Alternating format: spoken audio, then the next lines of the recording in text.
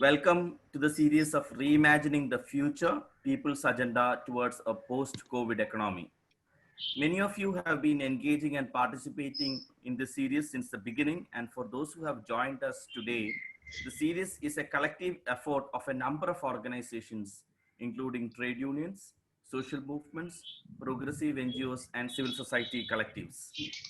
Today's session towards an ideal environment impact assessment framework is the 27th in the series which started on May 15th and is being continuously holding 2 webinars per week till now. The attempt is to go beyond the conversation and bring a draft based on these webinars, which would then be open for discussion on the key comments, suggestions, policy asks, and perspective changes which we call for in a post-COVID world and economy. Translations are available in Hindi, and my colleague will now post the relevant details in the chat box for you to access the translations. We request all of you to mute your microphone during the session, and the questions could be typed in the chat box with the name of the speaker the question is intended to. Those who have not registered, we request you to kindly register yourself at www.senfa.org/RTF, and details of the future sessions will be sent to you by email. Today's session will be introduced by our moderator Bhargavi Rao, who is currently the Deputy Director at CFA and has been a prominent civil society voice in Bangalore, working as a trustee of ESG. She has been in the forefront of protecting our lakes, forests, coasts, and diverse ecosystems which sustains lives and livelihoods of people. She has been a lead petitioner in a number of cases in Supreme Court, High Court, and the NGT. Having participated in hundreds of public consultations and having reviewed and exposed EIAs, she's an apt person to moderate this session. Over to you, to Bhargavi. Thank you, Maju, for the introduction and the great start for today's webinar. So good morning, everyone, and very happy to be moderating this session. So the title, Towards an Ideal EIA Framework, is obviously in the context of the recent draft EIA 2020 that was put up for in the public domain by MOEFCC, seeking views and comments from the public, and especially during a pandemic when the entire country was in a lockdown. The pandemic itself has shown how vulnerable and unstable our systems of production are. While in the lockdown, we all saw what happened at the LG polymer gas leak in Vizag, the boiler explosion in Cuddalore, and a couple of others, which have shown how EIAs have failed to protect the environment and public health. And the current draft will only help over-exploitation of the last remaining natural resources around us. And over the last few weeks, there have been a lot of webinars, there has been a lot of discussion over the draft EIA, and it has been ripped apart with clinical precision by environmental activists, academicians, local communities, and also the general public. There have been about 17 lakh comments, and we now stand to wait to see what awaits the future of environmental decision making in the country. So if we have to trace our path of how we reached here, a quick look will take us back to 1972, when after the Stockholm Declaration, it helped enact the Water and the Air Act in 1971 and 1981, the Air Pollution Act, followed by the Bhopal gas tragedy, which helped wake up to the need for environment protection. And then came the Environment Protection Act in 1986, which was supposed to be an umbrella act. And it was in the 80s that the conversation of an environment impact assessment was largely emerging and evolving in the West. And by the 90s, it had kind of been embraced globally. And in India too, it was introduced in 1994 with very little debate actually. And this despite the fact that there had already been many committees and recommendations on how to protect our environment with great detail. The EIA itself since 1994 has seen about 45 to 50 dilutions since its inception over the last 26 years. And most of these amendments have been done through office memorandums. And if one has to sit and go through all these pages, it goes up to nearly 400 odd pages. And each of the dilution has been done very skillfully to ensure all kinds of industries can make way, establish, have access to all the natural resources. Uh, and it has weakened the process of public consultation, access to information, access to getting due justice at the right time. As a result, people have been exposed to loads and loads of contamination in the water and the air and the soil. And we are also seeing what is happening to public health. And talking about EIAs themselves, the EIA, as we all know, has been something that is outsourced to a consultant who is paid by the project proponent. And the EIAs themselves have been such horror stories where either they are plagiarized, they're of poor quality, they are not available in public domain. People of the local area where the project is proposed, they never have access to it, or it is in English. It is not understood, readable by the local community people. And then we've seen what has happened. And public consultations themselves have always been held with such brutal force and in a climate of fear. And this is no way to kind of go on. The more recent amendment, the 2020 amendment, has only made way to more of this. And it will definitely take away the last few pristine patches of the local environments that we have. So it is in this background that we now need to imagine and imagine an ideal way to move forward, to think of processes that are in tune with our constitutional provisions. Then the principles of environmental jurisprudence, which has always been highlighted and upheld by all the courts in India and across the world. To name a few are the principle of public doctrine trust, the polluter pays principle, the precautionary principle, the principle of intergenerational equity. And of course, there are hundreds of court orders that has directed back everything to the law books. And it is also time to take a step back and count on our traditional knowledge and the importance of local self-governance, and imagine a possibility where every village, every town, every city can reclaim these natural resources and decide for themselves as to what is best in the larger public good. Again, redefining public good by the local people, keeping in mind all the laws and the principles.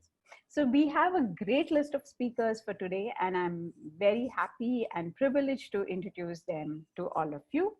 So we have with us Dr. Rajiv Gowda, who's a former member of the parliament in the Rajya Sabha and a national spokesperson for the Indian National Congress. He also currently serves as chairman of the Congress Research Department. He was professor of economics and social sciences and the chairperson for the Center for Public Policy at the Indian Institute of Management, Bangalore, where he taught a range of courses. He also served as the director of the Central Board, Reserve Bank of India, and he's currently the advisor for Bridge India, a progressive nonprofit think tank set up in London as well. We then have Soumya Datta, who's the co-convener for the South Asian People's Action on Climate Crisis. He's also trustee, Movement for Advancing Understanding on Sustainability and Mutuality, which is called MAUSM, as we all know. And he's also the convener of the Bharat Jan Vigyan Jata. Then he's also associated with the India Climate Justice. He's an Ashoka Fellow. He's an advisory board member for the UN Climate Technology Center and Network. He has worked on multiple ecological and energy issues with many social movements, national and subnational policies, and extensively with the UN climate governance systems. Then we have Kanchi Kohli, who's a researcher, writer, a campaigner working on environment, forest, and biodiversity governance in India, and their interface with trade and industrialization. Her work has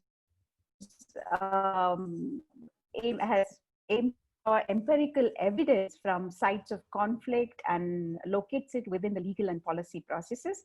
Kanchi's work emphasizes the need for both research and advocacy as essential to highlight aspects of regulatory design and how it influences ultimate outcomes related to livelihood and ecological security. She has been associated with Kalpavriksha and a variety of different national and international networks, organizations, as well as grassroots groups. And currently also works in her independent capacity. She's been associated with the Namati Group and the Center for Policy Research. Kanchi will be joining us a little late because she has a court case that has come up for hearing, and she'll join us soon after. Then we have two very interesting people who are from the next generation. I'm very happy to have them on this panel. Anjali Dalmia, who's a sociology and environmental study student at the Ashoka University.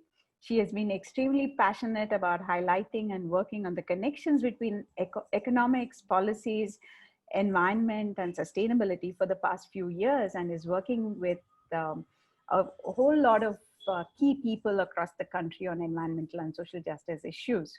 She's also associated with the Yugma Network, the Project Amara, and the UN Millennium Fellowship. Then we have Tanika, who's a second year student at the Azim Premji University. She is majoring in economics and plans to minor in sustainability. Tanika has been interested and passionate about addressing issues around sustainability and education for a few years. And she continues to work with organizations like the REAP Benefit, Kids Education Revolution, and Bosco, WILAC, and Yugma. To those of us who don't know what Yugma is, Yugma Network is a youth platform that has been actively leading the student movement against EIA 2020 and works towards ground level environmental justice by raising awareness and advocating for the betterment of policies and creating an ecologically responsible and inclusive youth network. So before I hand over the forum to our speakers, some general guidelines like Maju mentioned. We'll keep our microphones on mute and our cell phones on silent, and we would encourage all of you to type in your questions, suggestions, comments, everything on the chat box where we will take it up. Then to those of you who prefer to listen to the translations, please follow the guidelines as shared in the chat box. And every speaker will get about 15 to 20 minutes. And following that, towards the end, we'll take the questions. So over to our speakers. Over to Professor Rajiv Gowda. Thank you, Bhargavi. And first, the usual question: am I?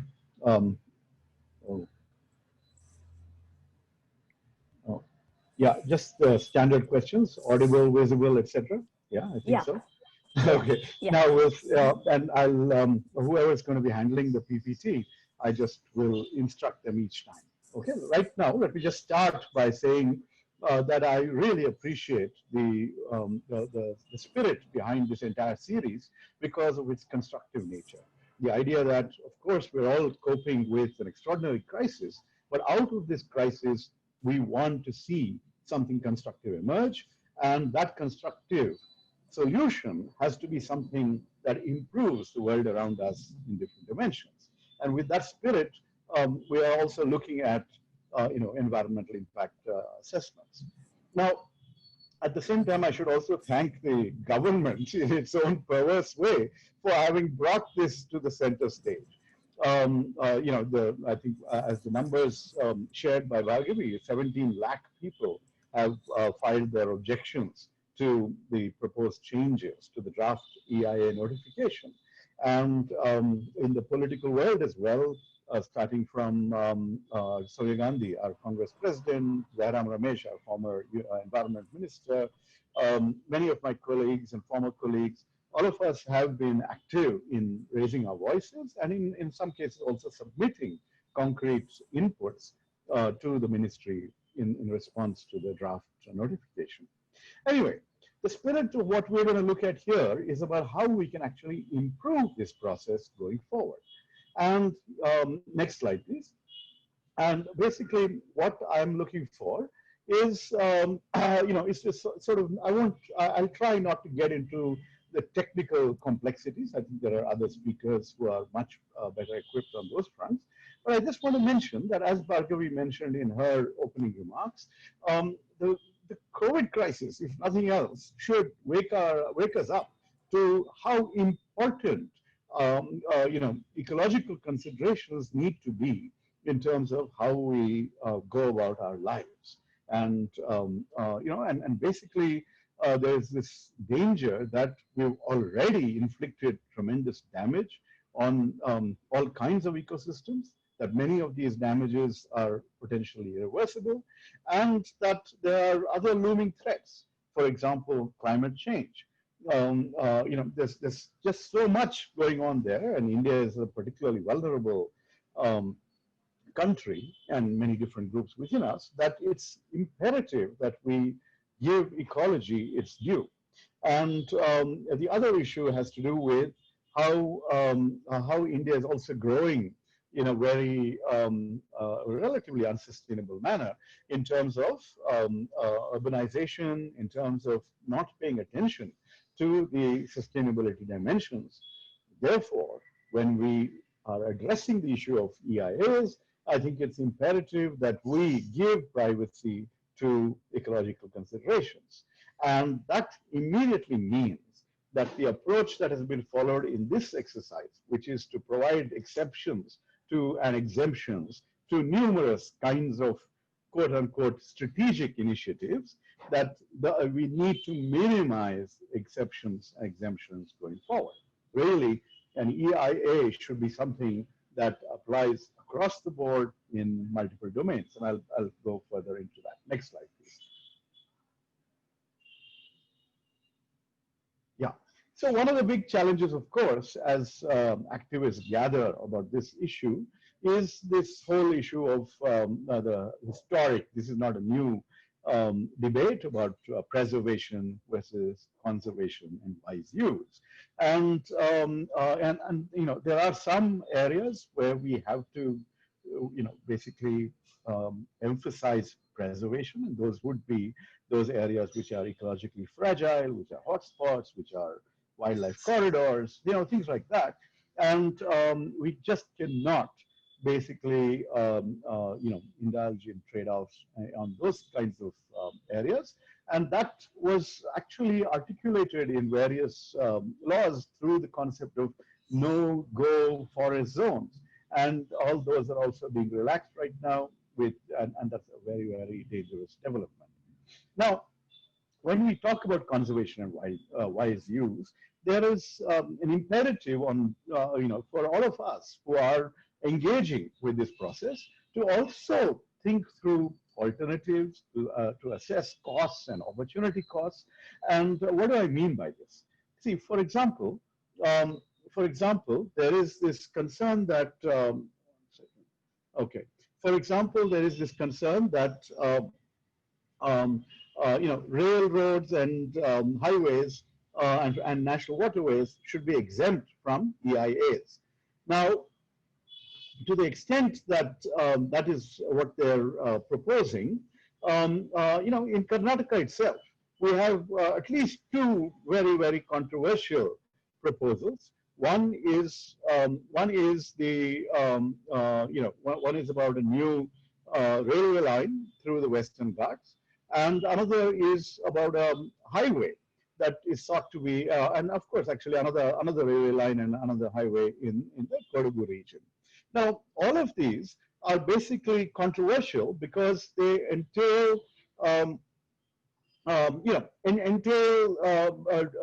significant disruption to the existing fairly fragile forest ecosystem. So the question becomes, how do we convince the project proponents? Are there ways of saying that, look, the opportunity cost of not having a railroad through here when there are alternative transportation methods is not that much? okay? Or if you have to introduce, for example, a rail corridor, then what would it take to go out there and provide protections that ensure that the ecology is disrupted in a minimal manner? So basically, when you want to think through all these kinds of issues, it will turn out that there are, a range of projects and proposals across the country. And if these are not open to a public scrutiny, if they're not open to people and experts and their engagement with these matters, then we will end up with a situation where all sorts of namkawaste EIAs will happen, and the damage will happen and carry on merrily. So really, one of the important issues is that EIAs must be open and there must be a public process going forward. When we're talking about improving the setup, that's one of the key issues that we need to pay attention to. The next slide, please. Yeah, so once we talk about that, what are the other reasons why EIAs need to be open to public scrutiny and to public inputs? If you see, this EIA draft notification from the government has come out with a proposal to freeze out any inputs from anybody, or for example, even complaints from anybody other than the project proponent or the government itself. Now, that takes away the opportunity for people and for anyone who's affected by a project to raise their voice, to express their concerns. That just cannot be a feature of a good EIA process. So we must allow for public engagement with EIAs. This is partly to allow better scrutiny, what I call here crowdsourcing vigilance, so that people can keep track of, this is what was proposed, this is actually what's being done. And of course, the constructive angle here is that there are all kinds of ideas and solutions that people may have, that people may want to share. And it's in that spirit that the EIA must be looked at, that we are going to generate ideas and expertise to help address address these concerns and minimize environmental damage. And anyone preparing EIAs should not just have to get one from a consultant, but maybe they should be even required to ask for public inputs on the EIA that they're preparing. Okay, next slide. Yeah, so some of the other concerns that arise in the context of improving EIAs is the one about, about traditional knowledge, about heritage, about community resources, the diversity of voices and different ways of thinking about the world, thinking of how people and societies and cultures interact with nature, and so it's not at all clear that the current framework for EIAs addresses any of these issues in any tangible manner. And there is also a question of if these are community resources. If someone claims that a hillock is sacred to them, right? I'm just giving an example of community forests, traditional Devara Kadus in southern Karnataka.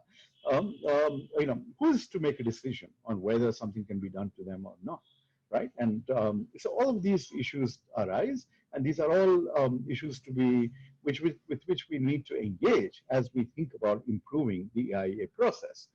Next slide, please. Yeah. So the other issue is why, what is the conflict that is often out there? Essentially, project proponents are very, very keen on getting the job done, on some investment, some project, something of that sort. And but it's not. I don't think we need to go in with the notion that we have to demonize every project proponent. We are looking at ways of sort of balancing quote unquote development with ecological conservation. And so what we need is to ensure that project proponents get sensitized to the potential impacts, and that they are also made aware of the best practices out there that would minimize the potential environmental damage. This means that we need to also share. See, there are information about best practices. Now, so what I'm issuing now is a call, not just to improve EIAs as part of some government structure, but for the activist community, for experts, to put out what we would call best practices, the different kinds of model EIAs that we would like to see in the context of different kinds of projects, a catalog of different kinds of mitigation measures that can be undertaken. See, for example, if you are building a road through a forest, then are there corridors and pathways that need to be protected, and so that wildlife and humans or traffic do not actually interact. What are these measures? What measures have worked in other parts of the world? All this information needs to be out there to make it easier for whoever is trying to come up with the EIA to arrive at a constructive solution. And it's imperative that we need some method to certify who all can go out there and provide these EIAs, because otherwise we will see the kinds of rackets that we've seen in the past. Next slide, please. Yeah. Yes. The other important issue, of course, is about, we're all concerned about larger goals, environmental protection. But can these goals be translated into measurable criteria, trackable outcomes? Okay, that can be, that you can say that, look, after this is the air quality, this is the water quality, this is the change in the nature of, wildlife, whatever the case may be. We probably need some way of objectively measuring what sort of a before and after impact has been. Many times you also find that decisions may not necessarily sort of correlate with ground realities. The last few years in Karnataka, we had a situation where the National Green Tribunal had come out with an order about about a 75-meter buffer zone from the edges of Bengaluru city's lakes.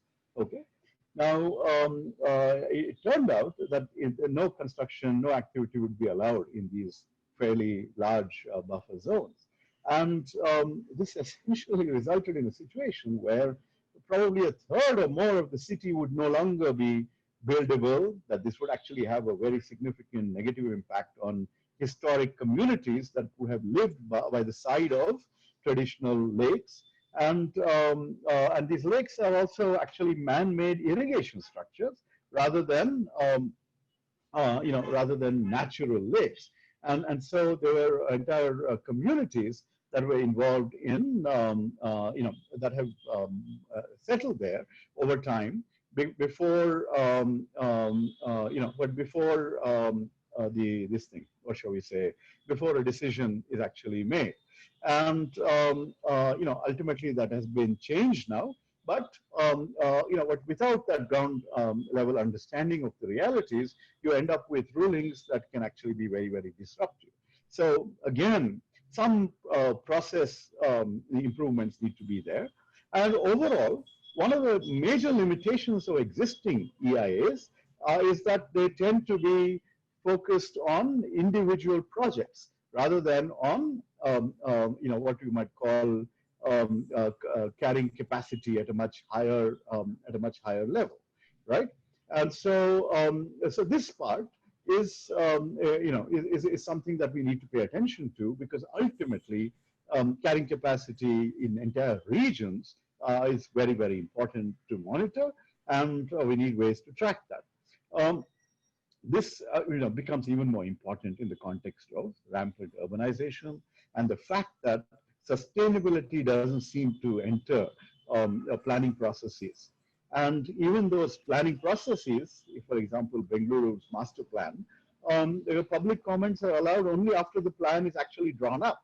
Once it's already drawn up, when there is no opportunity to ideate and engage with alternative visions, to be proactive in engagement, you're reduced to being reactive, to being obstructionist, to going to court, and this really creates a problem. So the point about EIAs is it's not just about environmental protection. We probably need to integrate EIAs across other planning processes and domains. Um, Going forward, when we talk about solutions, when we talk about trade-offs, next slide, yeah, who is going to make these trade-offs, right? And on the basis of what criteria? This is actually an issue that all of us sitting around the table here today must pay attention to, because by nature, activists are wedded to a particular, maximalist position, while policymakers have to come up with some kind of a trade-off approach. And the next slide, please. Actually, I'm talking on the next slide. And so basically, so we need criteria that are transparent, and we need, of course, an open, inclusive, and respectful process for resolving these issues. The current frameworks are all focused on adversarial resolution, and rather than for constructive interaction and engagement. And so so we must search for better institutional arrangements. Perhaps the ministry itself can create spaces for that through consultations and hearings and online inputs and things like that. Next slide, please.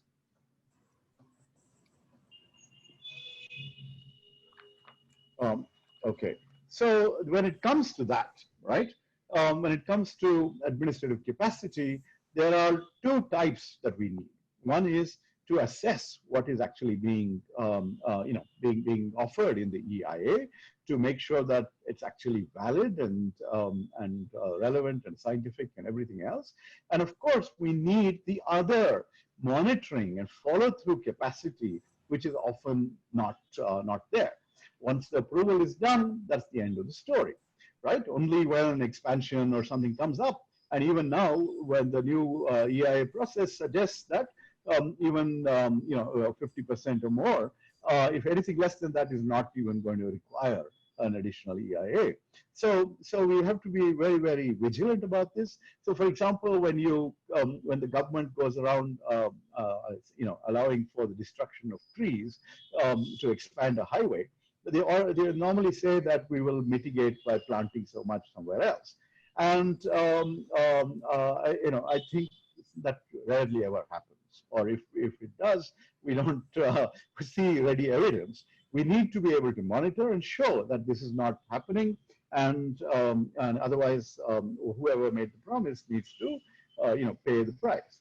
Now, as we search for better institutional arrangements, I just want to share one item that was there in our Congress manifesto during the last election, which was that, given the chaos in the overall landscape, that we suggested that we would actually come up with an independent, empowered, and transparent environmental protection authority, which would be much broader and much better equipped than existing bodies.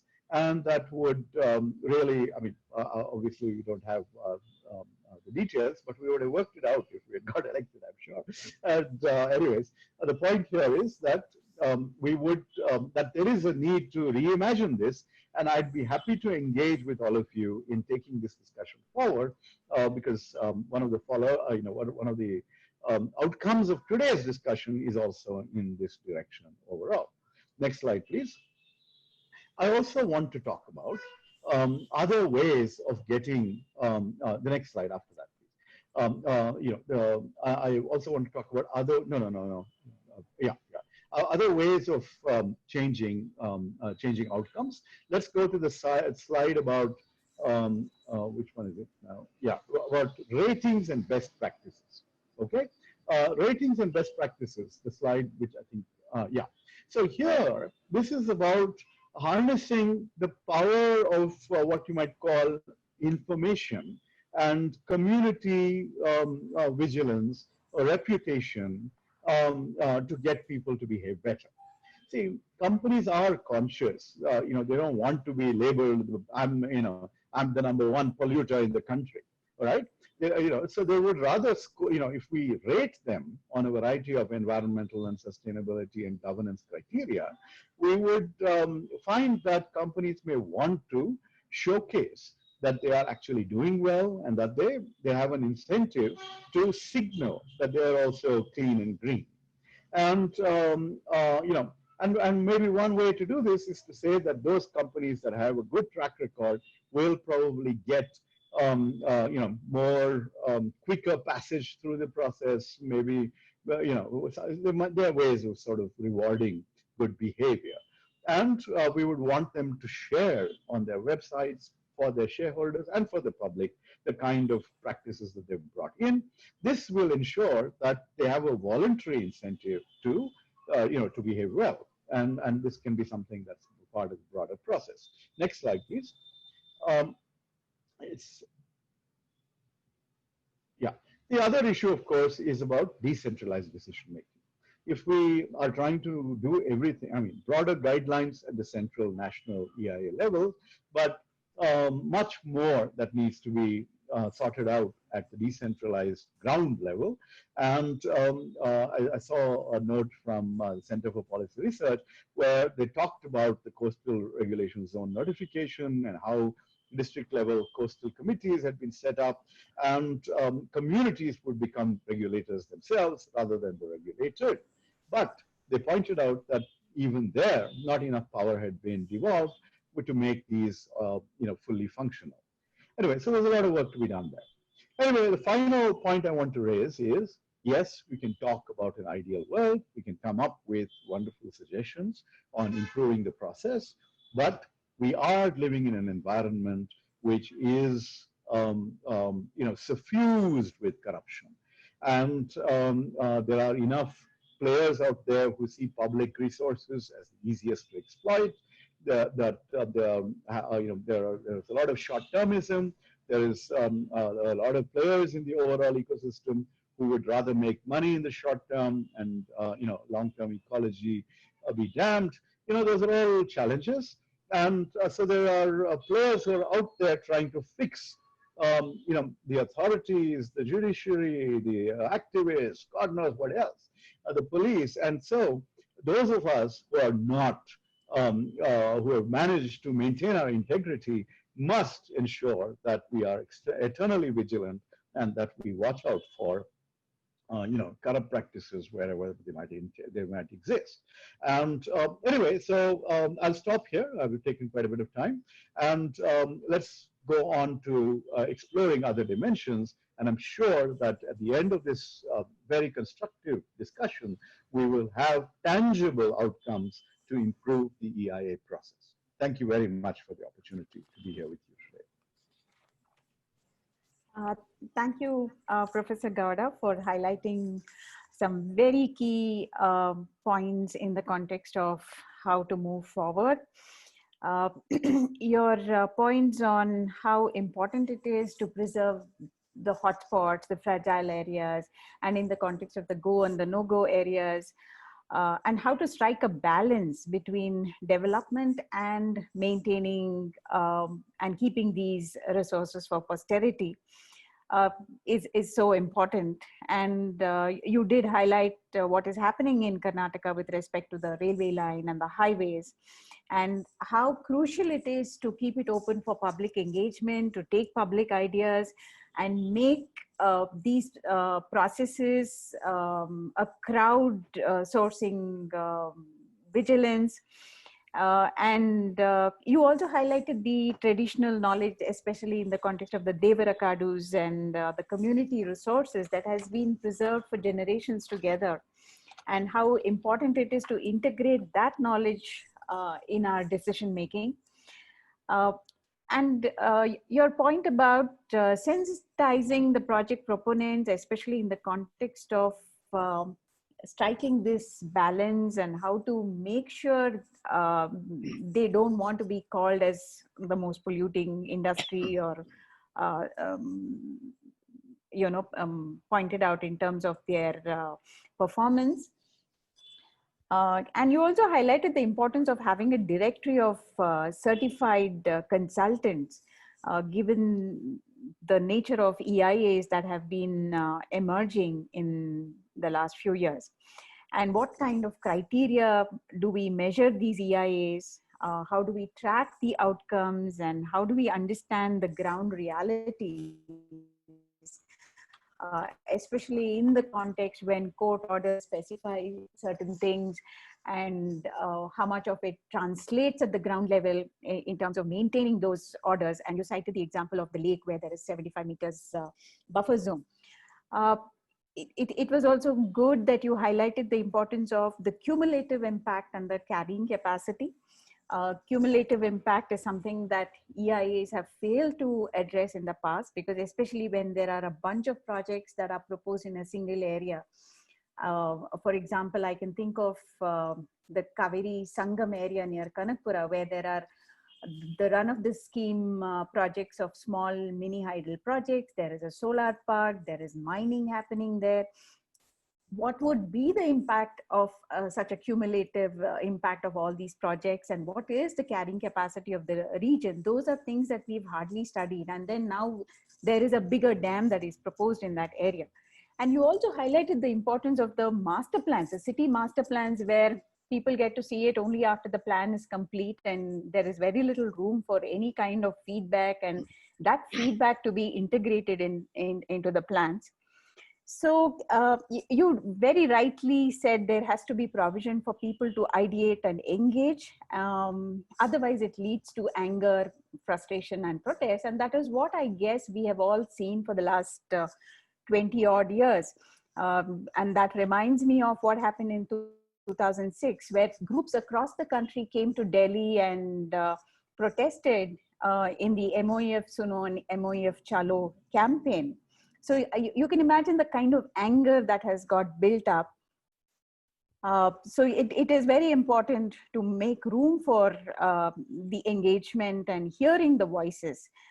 Then you also mentioned about how crucial it is to be open, inclusive, making it a respectful process, unlike what it has been, where it's very tokenistic and it's held under a climate of fear with police force all over.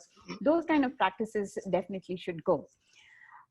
You did highlight the importance of a technical expertise to vet the EIAs and monitoring and maintenance. These conversations have been going on, and we really hope much of this will be taken into consideration. And I also like the fact that how you highlighted what is happening in terms of corruption at all levels, and despite all the corruption, how some of us have maintained to kind of manage to stay sane and maintain integrity. And happy to know that you would be happy to engage with all of us in this process. So on that note, I would now request Saumyada to share his thoughts on this. Over to Saumya. Am I audible? Yeah, Saumya, you are. Okay. Thank you. Thank you, Bhargavi, the organizing group, and Zindabad, Namaskar, and good morning. Let me straight away start sharing my screen. I'll try to do it from my laptop. And then if I can't, then Ashish has an older backup. Yes. Is it visible now? Yes. Okay.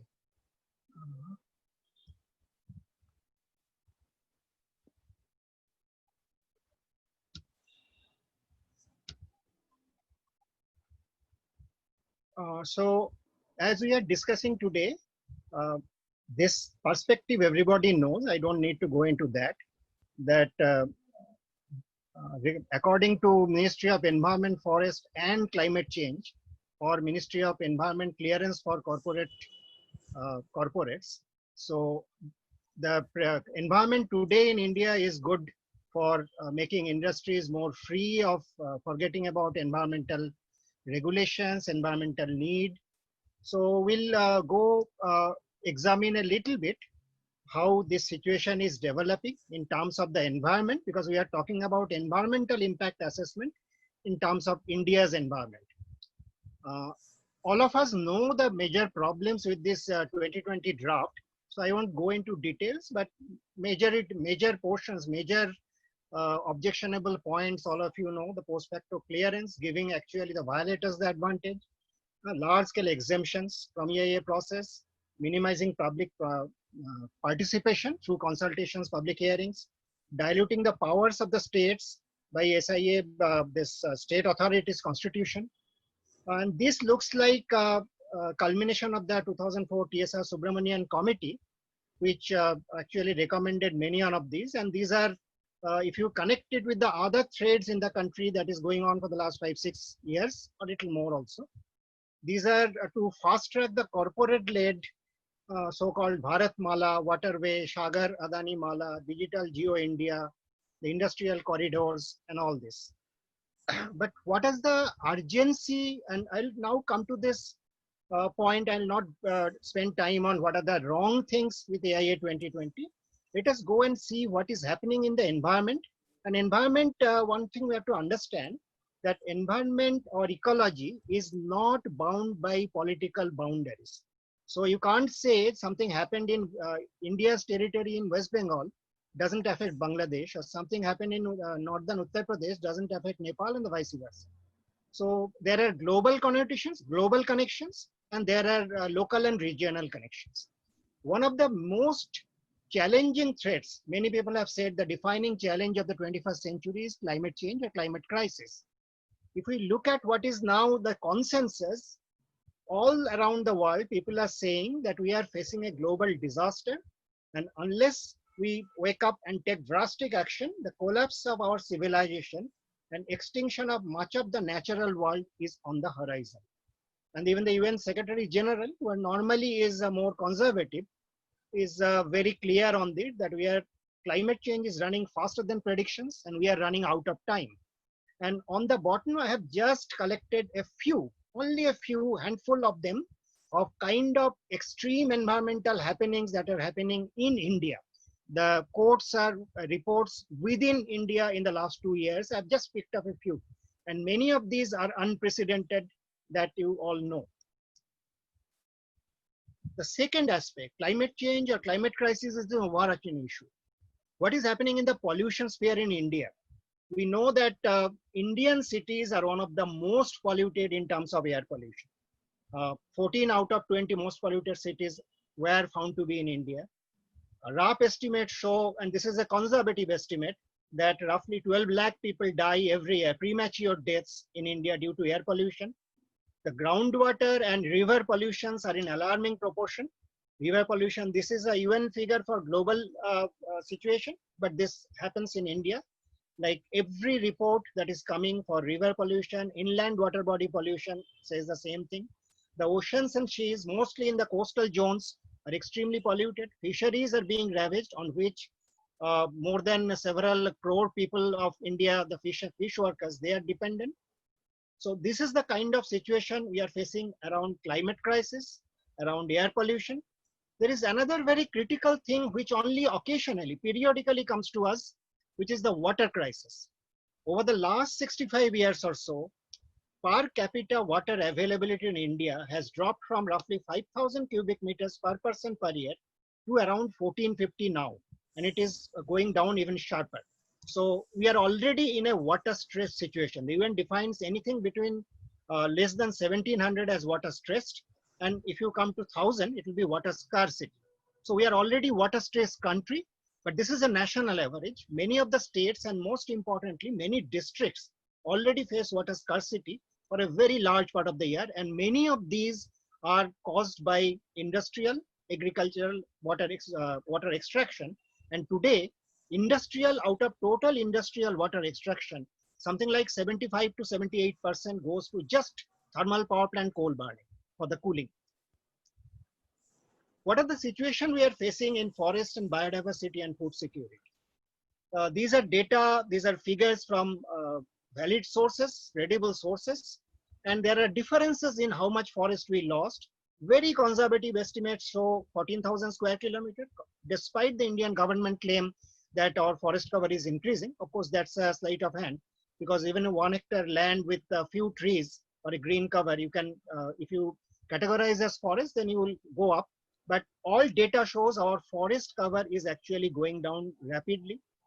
And this is very relevant at the time of COVID, because it has been shown again and again by scientific studies that if you deforest, if you go into forested areas, earlier forested areas, if you deplete your biodiversity, what is called a dilution effect in science, causes many of these zoonotic diseases.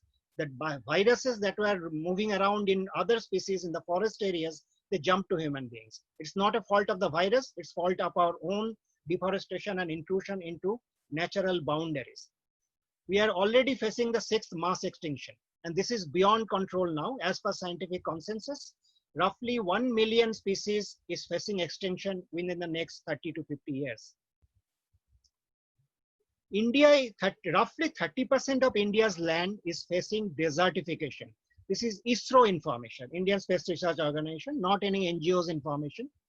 So this desertification is also caused basically by two things. One, removal of vegetation cover.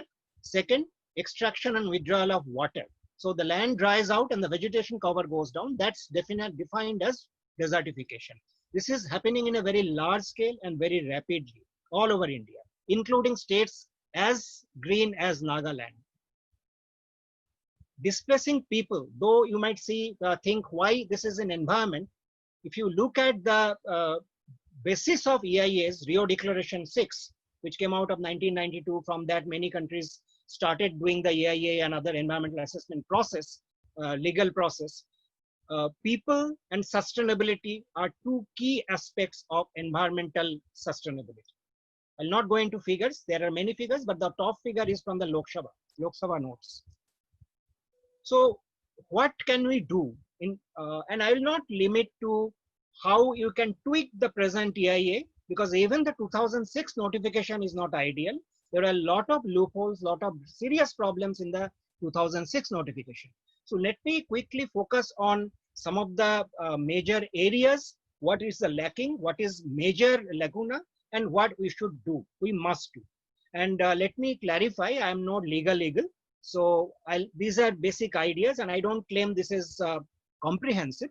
These are just some ideas to start a nationwide dialogue, because now it is extremely important that we go beyond. We oppose this destructive EIA 2020 draft, but and pressurize for scrapping it.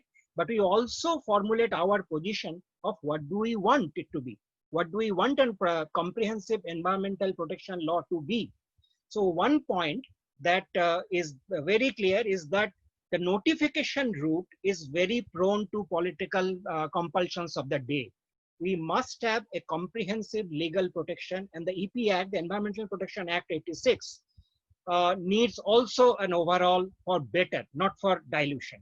So that's one step that we must think of clearly.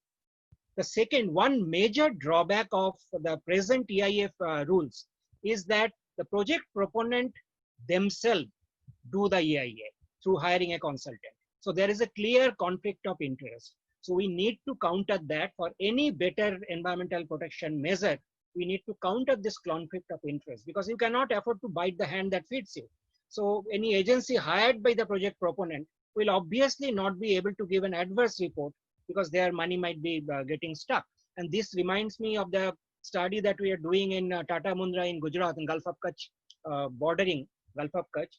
The NIO, as reputed agency, and NIO said that there will be no impact on the marine life by, even though the Tata Mundra power plant, ultra mega power plant, 4,000 megawatt power plant, will be dumping 15 million gallons of hot water into that enclosed Gulf every day. So these are the kind of conflict of interest that we must overcome. And there, the impacted community must be facilitated technically and financially. They should be able to choose their own agency, and there are a lot of agencies. The certification and identification process should go on of which agencies can do this. And then the community should also prepare their own EIA, not necessarily all by themselves, but they know a lot about the local area. They will complement of what their agency will bring in. The current EIA rules do not demarcate, this is a major lacuna, do not demarcate any clear line.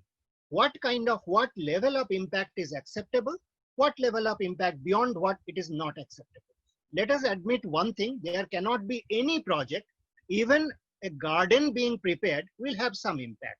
Even a simple primary school being built will have some impacts. So we cannot say there cannot be any impact, zero impact, no damage. These are useless things. These are discussions done by people who don't understand the ecology and economy and environment connections. So there will be some impact for any project of any scales.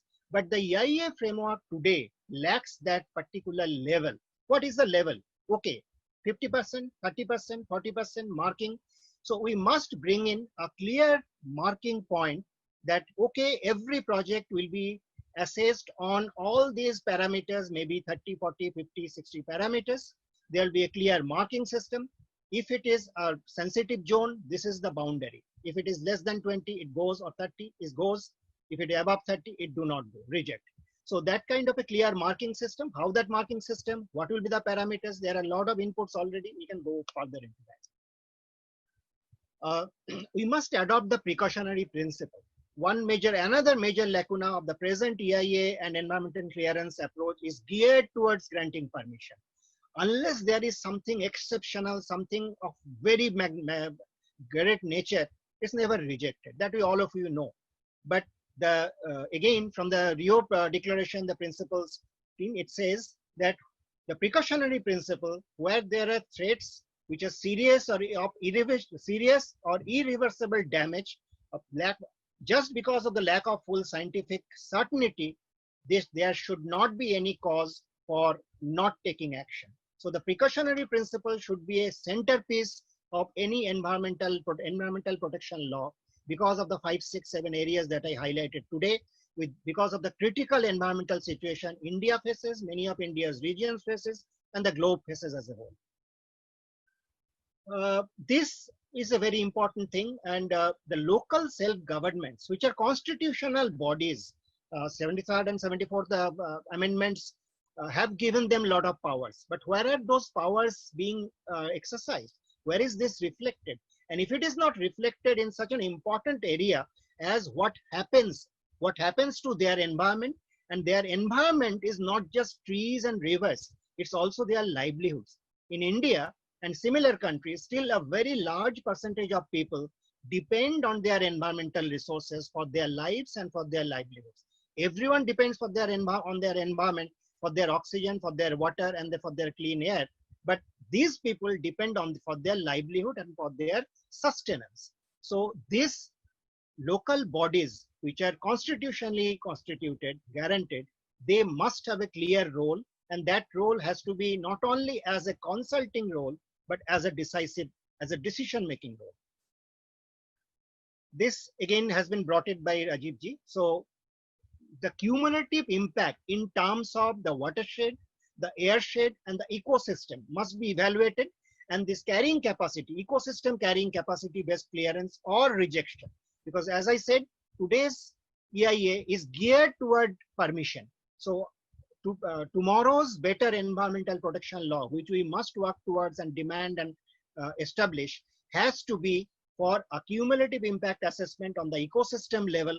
And in this, there are very clear examples, like say Delhi's airshed, where like in airsheds where thermal reversion takes place, like in Delhi and neighboring areas, even a little addition of air pollution causes build-up of huge air pollution because of the thermal inversion. So you have to consider that these are the critical situations, these are the special things, and the whole airshed of the whole ecosystem has to be included for your consideration, for your assessment, for your evaluation, not just a single project and immediate neighborhood. And there should not be any exception, apart from, of course, some very minimal things like a small primary school being built somewhere. Of course, we will not probably expect, and that's not realistic, that for a primary school being built or a primary health center being built, they should go for an EIA. But beyond such minimum local things, every project should go through a EIA process. There should not be no exceptionalism. This exceptionalism is like the American exceptionalism. The Americans think they are the exceptionals. Anything that the world is supposed to do, they are not supposed to do. Anything they are supposed to do, the world cannot do. So that kind of exceptionalism, whether it is a solar project, whether it is a wind project, whether it is a renewable energy project or anything such, it should not be there. And the very idea that these projects are very green, so they don't need EIA, is self-conflicting. Because if it is very green, it is very nominal impact, then that assessment be done. In that assessment, that nominal impact will come out. So it will automatically get a clearance. It will add a little bit of time. So that non-exceptionalism approach, no exceptionalism approach has to go through. And here I am reminded of a study we did in Rajasthan about the solar and wind projects. When we found a lot of impacts, like the only water source in Jaisalmer district, the only water source of 2 villages, these are desert villages, have been given to a solar park of 5,000 hectares. So they are now not able to get water. Their animals, because the animal husbandry is the primary livelihood there, their animals are not able to get water. They are not able to go from one village to other because the 5,000 hectare area is cordoned off. So this kind of the idea, and what happened when we helped them, they lost a case in the court. The Jaisalmer district court said, the judge said in his wisdom, of course, these have been built up in our psyche, that these are no harm, these are zero impact project. There cannot be anything called zero impact. But the judge said, you are all noisemakers, troublemakers. There is no impact, there is no pollution from a solar, there is no pollution from a wind. So this is dismissed. So this kind of exceptionalism, this kind of completely ignorant assessment should go. Every project beyond a very minimum scale should be assessed. And as I'm saying, I'm repeating this, if it has a low impact, many of the projects will have low impact. We'll have to have a balance between necessary development for deprived people and what environmental preservation need. We do not really today assess what are our international and national environmental pledges, commitments, agreement towards agreements. Look at Paris Agreement. India, with all drum beating and all, India submitted his NDC, the nationally determined contribution. Though it was never nationally determined, no significant consultations took place outside the ministries, so it was called NDC. But even there, and the NDC, India's NDC is one of the poorest. Even there, the 3 pledges, the 3 very light pledges that India gave. See pledge 1, that 40% of our electricity by 2030 will come from non-fossil sources. The present spree of giving coal mining licenses, privatizing coal mining, increasing coal mining, destroying forests to give coal mining and new coal power plants, this counteracts, this contradicts India's pledge 1. The forest clearances, as I have shown earlier, the large amount of forest clearances and forest destruction that is happening is contradicting pledge 3, which says by 2030 from 2016, India will sequester an additional 2.5 to 3 gigatons of carbon dioxide. That means 250 to 300 crore tons of carbon dioxide sequestration additional to what is happening in the forest is a pledge that India has given to the international community through the climate mechanism. Even if people see what happens to the climate change if you keep on destroying forests, what happens to your other pledges, other commitments to international agreements like CBD, like the way we are destroying our biodiversity, what happens to your CBD pledges? So this kind of a concrete assessment of what are our commitments to international and national environmental agreements, pledges, compacts, global compacts must be assessed along with other things. As I said, the truth has to come out. Most industries, most projects, they do an assessment where a lot of externalized costs are hidden. The external cost analysis is nothing secret. The industry today knows. In 2011, these external cost analysis are not done by NGOs. These are done by consultants, industrial consultants, KPMG, these kind of consultants. So they know how to do external cost analysis, though they do a little non-robust work in our understanding. Still, they know, they regularly bring out externalized cost analysis, but none of our EIA bring out this externalized cost. They only show some kind of benefits and no significant impact. So the externalized cost analysis has to be an integral part of any environmental impact assessment, because a lot of costs are dumped on the local communities and the local ecological system and the regional and then global ecological system. Industry has been doing this, as I said. Some industries have been asked and they are complying of reporting their CO2 emission. Like if you buy a flight ticket today, at the bottom of it, you'll see what will be the carbon dioxide emission for your flight. And there is also a link, which I don't like, of course, but there is a link that if you want to offset this, you will donate this dollars for a reforestation or afforestation work in some third world country.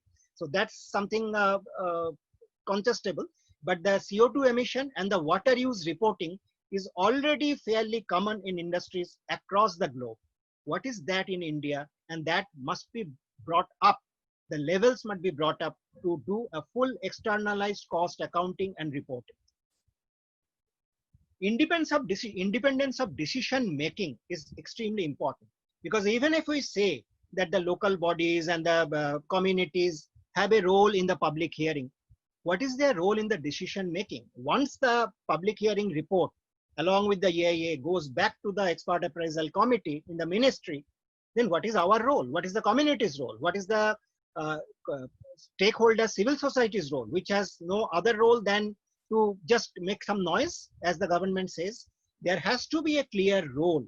So this decision making cannot be left only to the ministerial authorities, which is determined by bureaucratic functioning and political compulsion of the day. I'm not saying politics should not. Politics must play a role, but politics do not mean the top representatives in the ministry and their bureaucratic cohorts only determine.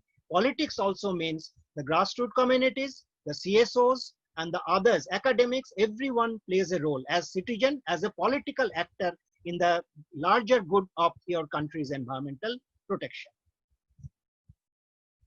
And again, the role of self-government. In the public hearings, in n number of cases we have seen, we have been there, we have been shunted out by police, we have shouted, fought, and fought our way to the stage and brought the local communities. The public hearings are conducted entirely by bureaucracy with police. So the voices of the local community, even at that late stage, is continuously suppressed. And what is being recorded in the document, whatever you are saying, but what is being recorded in the document is never shown immediately. And it goes to the authorities, quote unquote, the authorities, then you are shut out. So that must change. The public hearings, the local self-government, I am repeating this, they are constitutionally elected bodies of government. They are government. So the local self-government has to have a very clear, decisive role, even in conducting the public hearing and how the recording of public hearing. That do not mean the district authorities and the environmental departments, they do not have a role. They will have an equal role. But all actors should have a clear, decisive role, and what goes into this should be equally shared. Then towards my last few, the closing down for repeated violation. This is very clear. If you see the Bagjan oil disaster, the wells is still on fire months and months afterwards. The LG polymer, the lignite polymer, NLC, Neyveli lignite, the Raipur paper mill, one after the other, we have seen industrial accidents because of some of these never had their environmental clearances. So, and still they have been permitted to continue.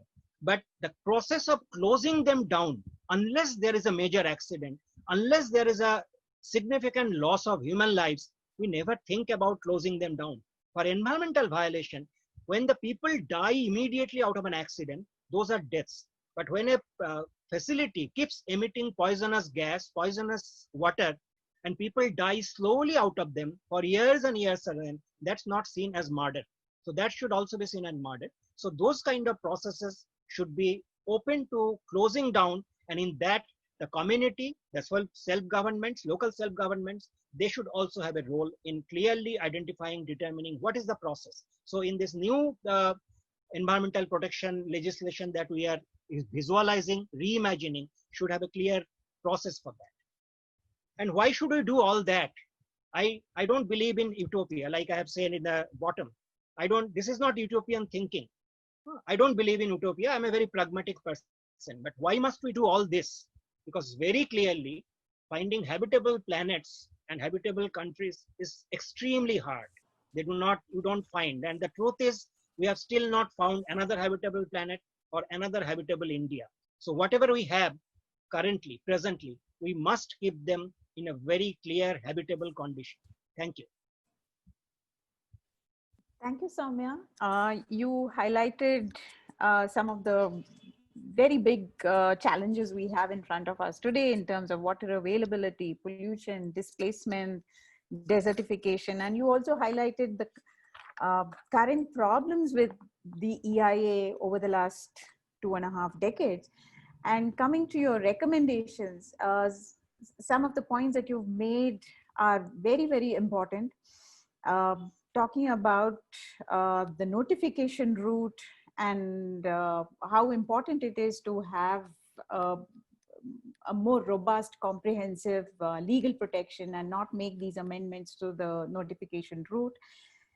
Then also about the impacted community having a say in the matter. That reminds me of the provision in the Biodiversity Act, where the biodiversity management committees today do have some say in the biodiversity aspects of it. So similarly, there should be a lot more provisions where local communities have a say in the matter. Then talking about having these parameters, saying at what levels will the impacts be on a scale of say 1 to 10 or whatever.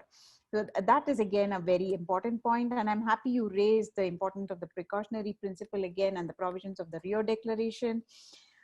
Then something very crucial is the 73rd and 74th Amendment, which has hardly been reflected in the provisions in the past, but it is very, very crucial. I remember in a couple of places where we had worked, the local community, the local panchayat had passed a resolution that they would not allow a particular project to come up. So that kind of power, while the panchayats have, I think it's very important to bring that into practice. And like Professor Gowda also mentioned the importance of a cumulative impact and this whole thing of having no exceptions approach. No matter how big or small a project is, it's very important that, you know, everything passed through these studies and evaluations and assessment, and nothing is accepted. And you rightly mentioned the Rajasthan solar power project, which we have also seen in Karnataka with one of the biggest solar power projects in the world, as Karnataka claims it to be, where 13,000 hectares have just been given away, completely destroying the drainage pattern and the landscape of the region, leaving the local communities without a proper livelihood out there. So, and you also mentioned about international agreements, which is so crucial because India is very fond of signing up international agreements.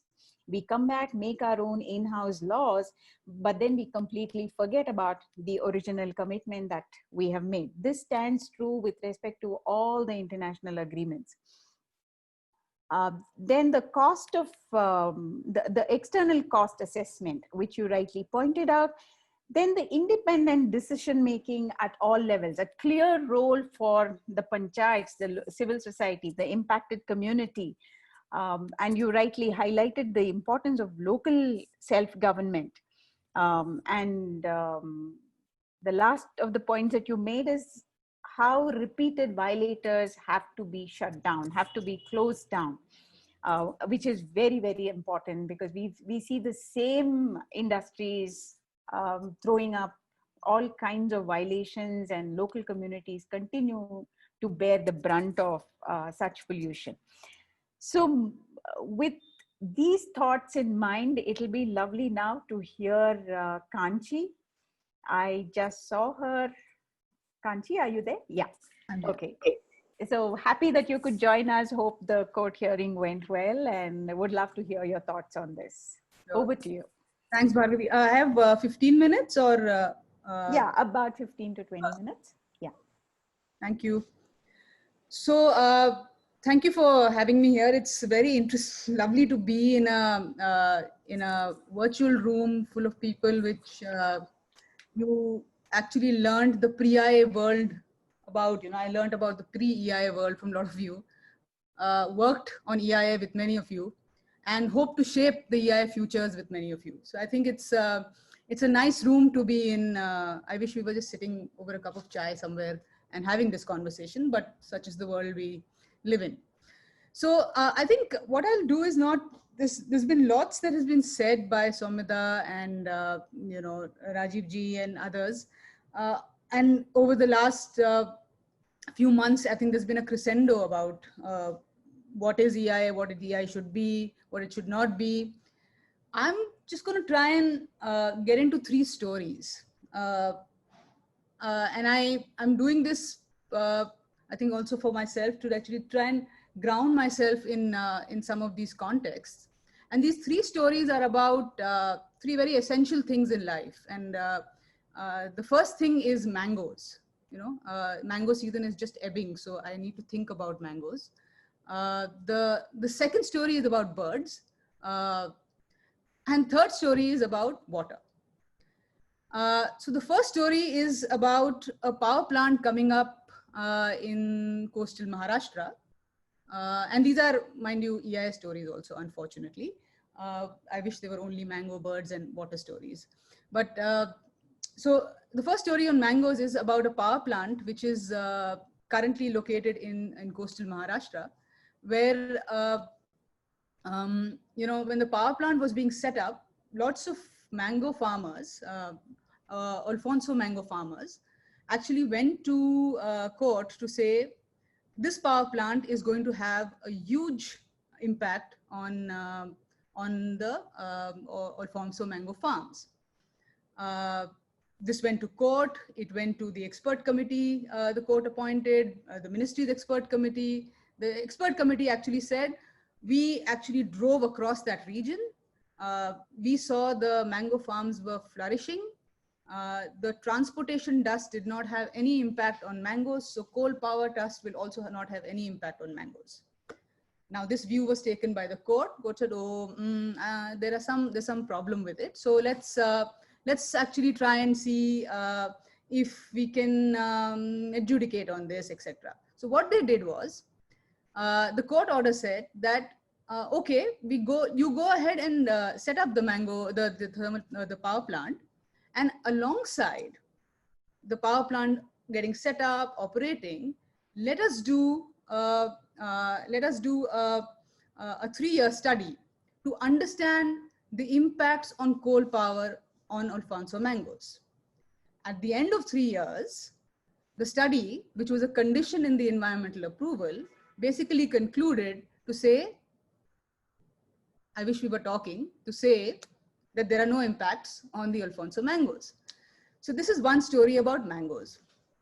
The other story is about birds, and birds from all the cities that we live in, but in particular the city I'm living in right now.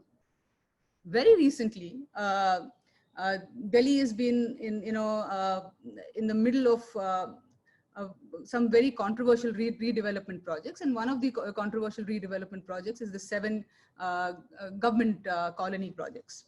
Now, the EIA report of one of these projects actually gave a list of birds in Delhi, and I was excited. I said, okay, list of birds in Delhi in an EIA report. What are they going to report? And the list said donkey. The list said cow, and many other species which nowhere look like birds. So that's my second story about birds. The third story is about water, and it's also about people. This third story basically locates itself in a public hearing context of a hydropower project in Sikkim.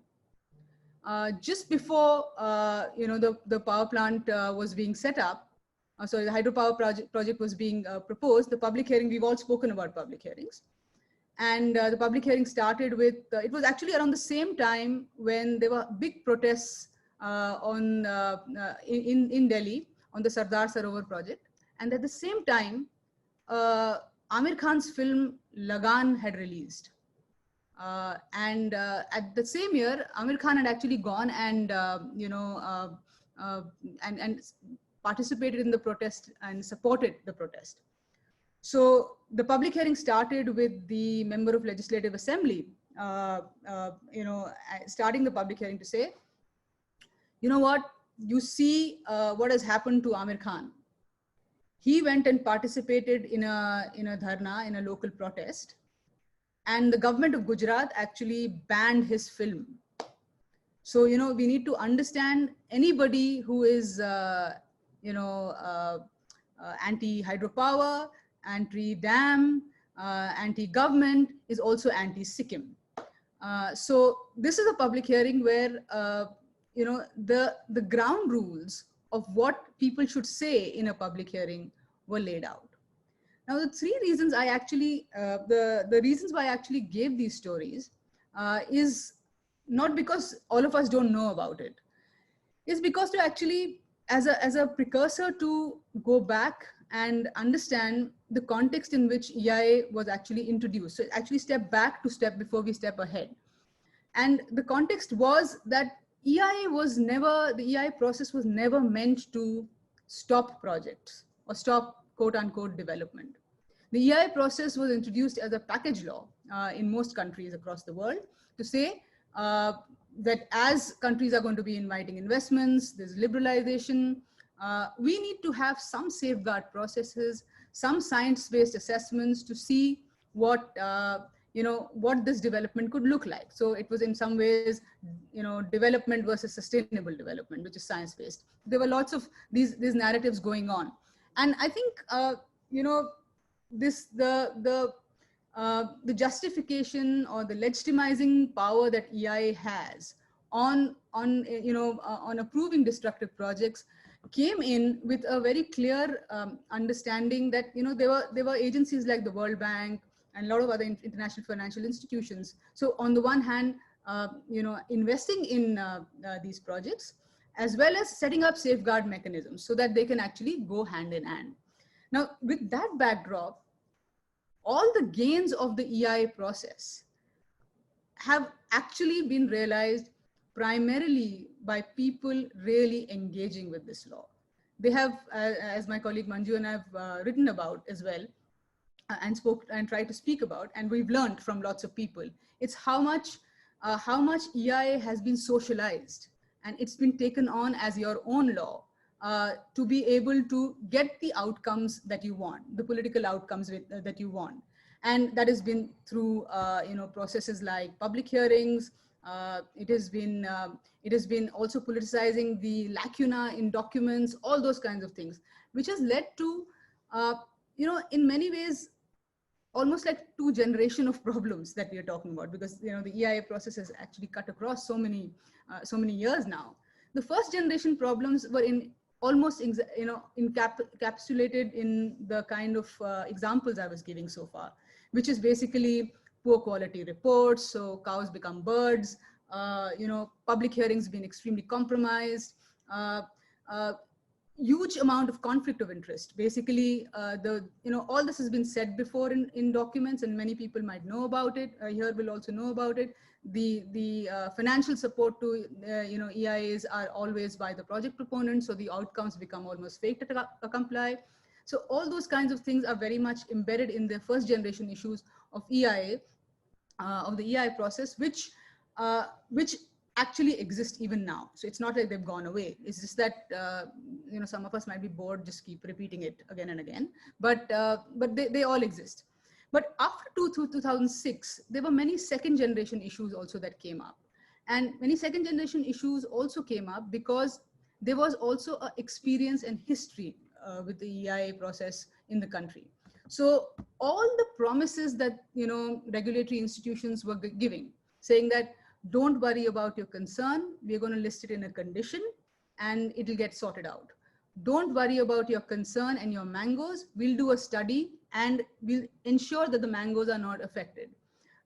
All the concerns that were being raised were put in a condition as part of the approval, and that approval became almost like a fig leaf for all projects to say you can go on. Post 2006, almost like at least two things happened. There was a huge history of non-compliance, violations, projects almost upwards of the study that we did, upwards of 90% that this the projects had violated. I mean, on government's own documents. So this, you didn't need to do too much more except for read government's own documents, where there was admission that there was non-compliance was upwards of 90%. So that meant that for people who are living in these geographies where these projects were already set up or coming up for expansions, it meant that this was no longer going to be the fig leaf or the justification they would accept. There was definitely a problem with the way EIA had gone, and the assurances were not going to work anymore. So, a lot of the concerns with respect to expansion projects, the same project proponents going into a new geography, their background history, all those kinds of narratives really came up as second generation issues. And many of these projects were actually being set up in fifth schedule areas, new greenfield areas, where, while 73rd and 74th Amendment were mattering, but other than that, things like PESA, Schedule 5, Schedule 6 areas, all these kinds of narratives were also coming up. So there are first generation issues and there are second generation issues, which we cannot ignore going ahead. I mean, they're very based rich experience with of people with EIS. They're an outcome of all the socializing that the EIA process has gone through. And although the outcomes can be, can go in either way, but people do matter in a democracy. And that is why I think this moment on that we are talking about EIA 2020 becomes extremely critical, because I don't think the reactions about the EIA notification is only about the EIA notification. It embeds in itself larger issues of participatory democracy, about the constitutional safeguards on EIA, for protecting the environment. It raises questions about rights of dissent, that civil and political rights that we are talking about. It's also raising larger issues of social injustices. Where do the impacts of a process like EIA, which legitimizes a certain kinds of project, where do they actually fall? And when they fall on, and when you start talking about which communities, which geographies, how the EIA process actually frames these areas as backward areas, as needing development, all those kinds of things are very crucial to this moment. But it also comes at a time where a lot of people are concerned both about the climate crisis and the economic crisis. So the reactions to the EIA 2020 are not just about this thin notification. I think many people would know about it, but I just wanted to reiterate it. And I think going ahead, we have to find solutions which are definitely addressing the procedural lacuna of rule of law, of compliance, of which kinds of institutions will be set up. But I think fundamentally, what kind of regulation will work to address social injustice, public health issues, climate crisis, and also revisiting the nature of economic growth that we're talking about right now. Because there is and as it was brewing and building up before, even before the COVID crisis, but I think has been exacerbated much more during the COVID crisis, that we have to keep these things in mind. Otherwise, we can have a law like EIA 2020, which gives you a long laundry list of projects that are, to quote the environment minister, within the regulatory net. But that net has so many holes that there is absolutely going to be no regulatory oversight. It's such a thin, thin oversight that we are talking about. So I just wanted to just flag this thing about, just two things to just wrap up what I was trying to say, is that going ahead, I mean, what this moment of EIA 2020 is telling us, that compromising on public participation in a democracy is not acceptable. Whatever the outcome of this process will be, whether it allows for an approval or does not allow for the approval of a particular project, it has to go through a very clear iteration, a process which is decentralized, which allows for all opinions to be taken, and then allow governments to take good decisions and good environmentally sound decisions based in climate science, etc., etc. It also is throwing up questions about cooperative federalism. Clauses of this notification which give powers to the Environment Ministry to set up state impact assessment authority if the state governments fail to do so. They throw up big questions about cooperative federalism. Why should some of these things not be debated on the floor of the House or by parliamentary standing committees, or for that matter, the public? There are Zoom public hearings to approve projects. We can have Zoom public hearings at the very least, to get these inputs on board. So there is a resistance to that. And that is not to say that this process would anyway be justified if we have Zoom public hearings. The third, the fundamental thing which is unacceptable going ahead is the question of regularizing violations. And I say this because we have all seen governments after governments, and in particular in the more recent years, clean chits being given to really serious regulatory and legal lapses, legal violations. And we are not looking for the EIA process to become another clean chit regulatory process. By embedding, a process that kind of within the framework of the law, it does not make violations an exception. It makes violations the norm. And when you accept violations as the norm, then there is very little scope for deterrence, because it gives everybody the impression that you can always violate and come back and say, sorry, boss, I messed up. So I think I say, these are the fundamental things that going ahead we need to keep in mind, other than the fact that what should stay in, what should stay out, all those kinds of things. And from working with this law, as well as working with people who use this law, despite it being such a weak, diluted form of legislation, for people actually, there was a question that came up about, this has taken us back all the way back before 1986 or 1980, when there was no EIA regulation. Actually, for many people, even a thin regulation is a political tool. And this is not to justify a thin regulation, but this is to say that we have to work, we have to read up the law and strengthen it in many different ways. But this is definitely, having this in existence is an important kind of way to understand why people are reacting to save this really thin piece of legal hook that they might have, to still be raise questions of accountability, of environmental governance, of public participation, and many those kinds of things. So I'll just wrap up by just summing up in terms of going ahead, where, number one, I think we need to definitely, there is enough literature, enough experience, starting with this room, which talks about both first generation and second generation problems with the EIAs, which basically recommendations have come for actually ensuring that there are retrospective EIAs, that we need to actually go back and see what EIAs actually predicted, whether it was true or not. There've been recommendations that have come in on issues of decentralization. We need a complete overhauling of a system which does not give you piecemeal public participation to comment on an EIA report, but actually move towards a consent-based decision making. And I think that the world has moved a lot from, public participation was first introduced. So a consent-based decision making has been spoken about, and we need to talk about. And things like, what have gone missing, which were there in the 1994 notification, probably the discourses even before that, issues of public health, which were very much part of the EIA discourse back then, no matter how limited they were.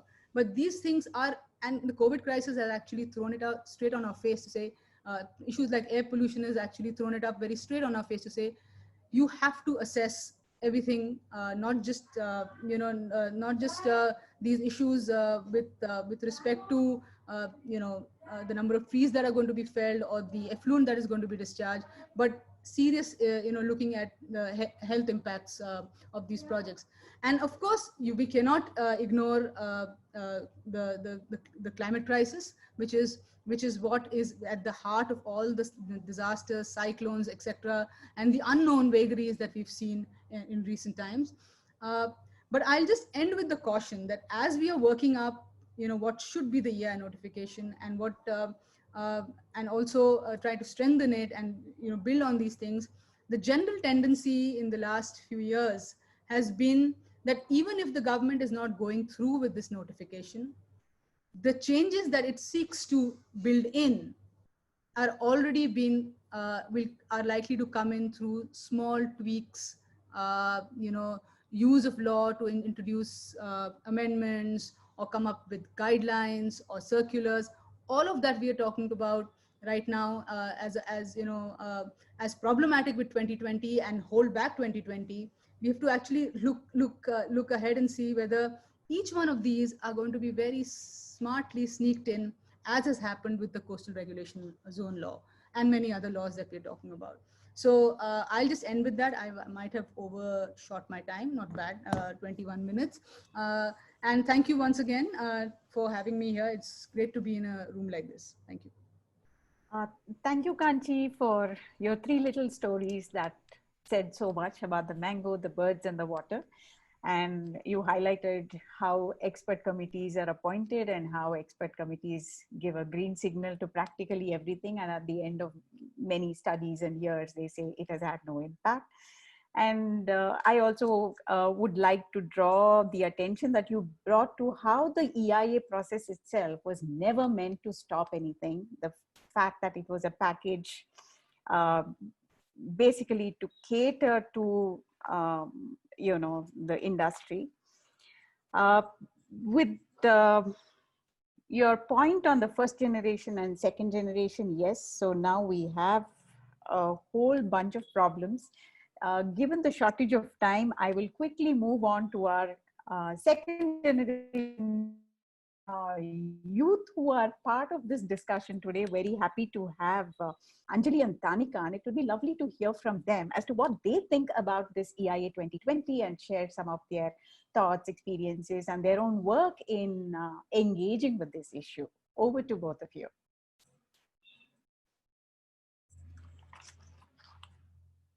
Yeah, who would, Tanika? Yes. Oh. Thank you. Thank you so much for having us here today. And it's really an honor to be talking to everyone who's here. I think everything, so what we are going to address today is more about how do you actually bring on young people like us, other communities into this discussion. So I think the question here, and as even Ms. Kohli mentioned, it's a movement that people are becoming more and more aware of. The EIA 2020 has been something that has brought in many people into this discussion.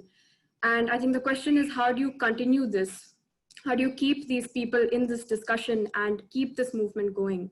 So how does this sort of a discussion about the EIA 2020, and not just in terms of climate change, but in terms of economic policy and how it's affecting it at a larger level, actually be brought into the mainstream and people be made comfortable with this conversation? So when we talk about looking at a new EIA 2020, who should be part of building this new EIA 2020, for example? And what is the way that we should actually look at this?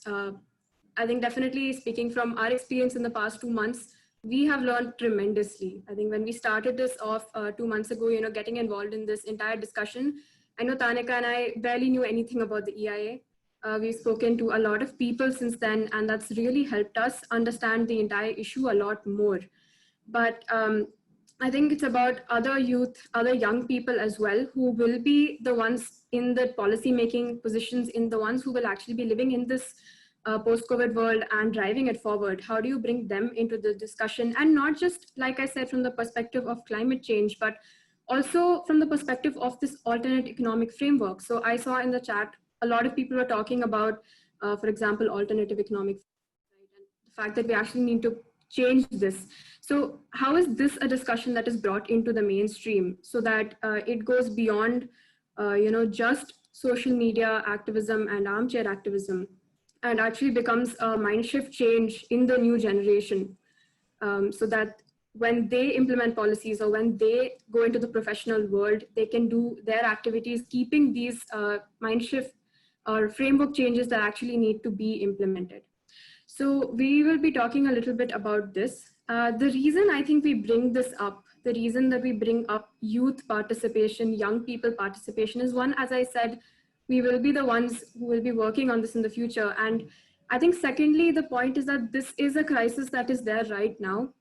And unfortunately, the young people don't have 20, 30 years, unlike several of you here who are so well versed in the issue, to actually get that extreme ground experience before we can be a part of this discussion. You know, we have to be thrown into the deep end right now, and we have to learn from everyone who's here on the call today, everyone who's been working in this field, and pick up these skills and be a part of the decision making. I think also just from the past 2 months, the way we've seen people mobilize, it's been incredible. The number of people who've joined the EIA discussion has been immense. I think the EIA draft was passed just before the pandemic, assuming that we wouldn't be able to mobilize because we are all sitting at home. But I think the power of social media and the internet has really been extraordinary in the past 2 months. The amount of, especially, the number of webinars, the number of lives, videos, everything that has been happening. I think the youth are definitely very full of energy. People do see that something is wrong. I think young people really do understand that something's off. Maybe everyone doesn't quite understand what it is or how they can help. But I think that energy is certainly there, that ability to mobilize and also critically think about what is the issue, how possibly how to solve it is something that many of us are still trying to understand. But I think we all have started understanding that there is some issue that needs to be addressed. And to talk about, how do we actually bring them on board? So obviously, since public consultation has now ended, a lot of youth were a part of this movement with the intention. So they felt that, sending letters, they are voicing their opinion to a certain extent.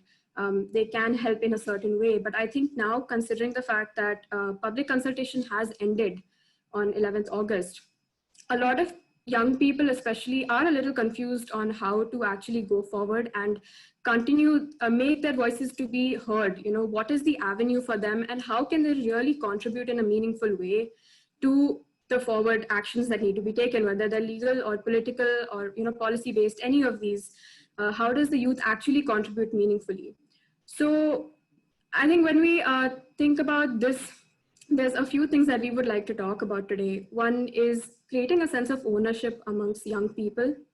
The other is increasing accessibility, improving accessibility to young people on this entire topic. And when I say entire topic, I mean beyond EIA 2020. I think it's also about the multi-perspectives that are there within this conversation. I think it's also the entire economic framework, the development framework, and the history of the environmental policies and actions that have happened in India till date. And the last is to actually create an avenue for these young people that is not just a social media protest, but actually can bring young people into the decision-making and policy-making framework.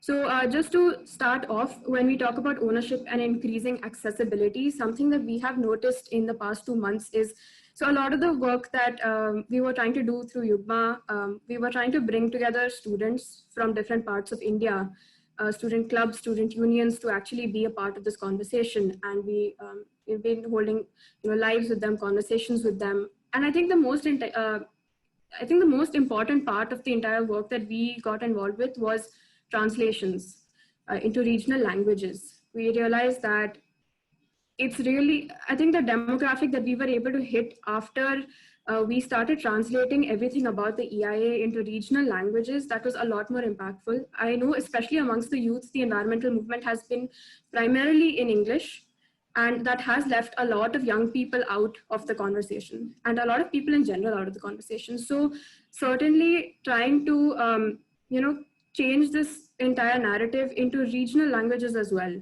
So that people can really identify it with it, so that it becomes an Indian movement. I think that is extremely important right now. Even amongst young people, there's a lot of pride when you see something written in your own language.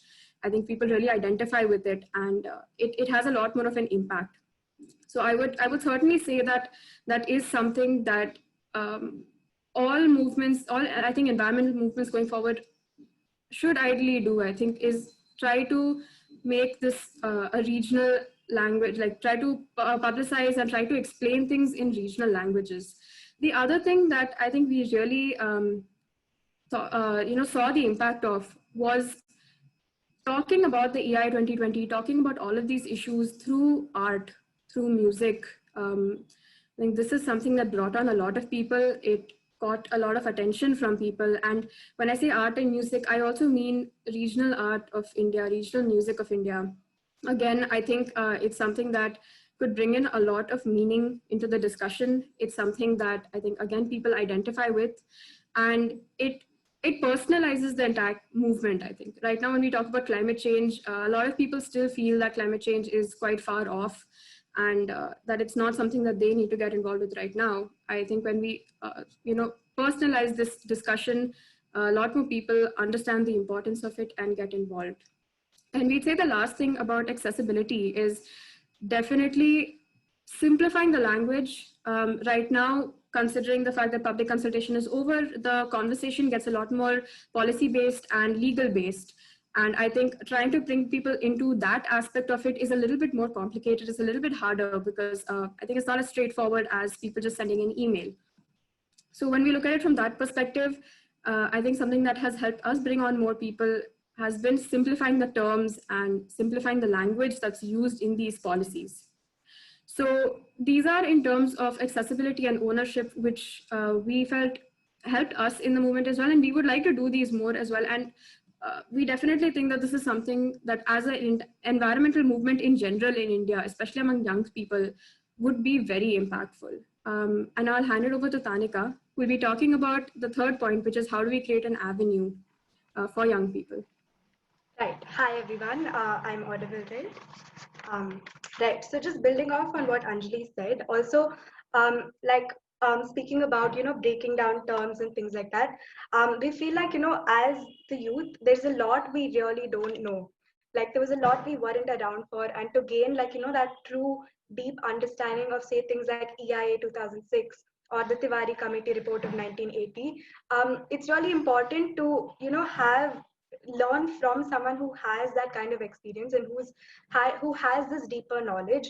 And over these past 2 months we've had the great privilege of being able to have slightly informal 1 hour long conversations with certain senior environmental activists, and this it's real, like just these 1 hour conversations has given us so much more perspective and just so many different lenses and intersectional lenses to view EIA, like a small issue, I mean seemingly small issue as the EIA, in so many different perspectives that 20-30 articles and videos that we referred to hadn't really given us. So we really think that this gap between those who are really well versed and those who have this knowledge, experience and everything, and the gap between them and those who really want to know but are a little lost and a little unclear of how to really go about it, such as the youth.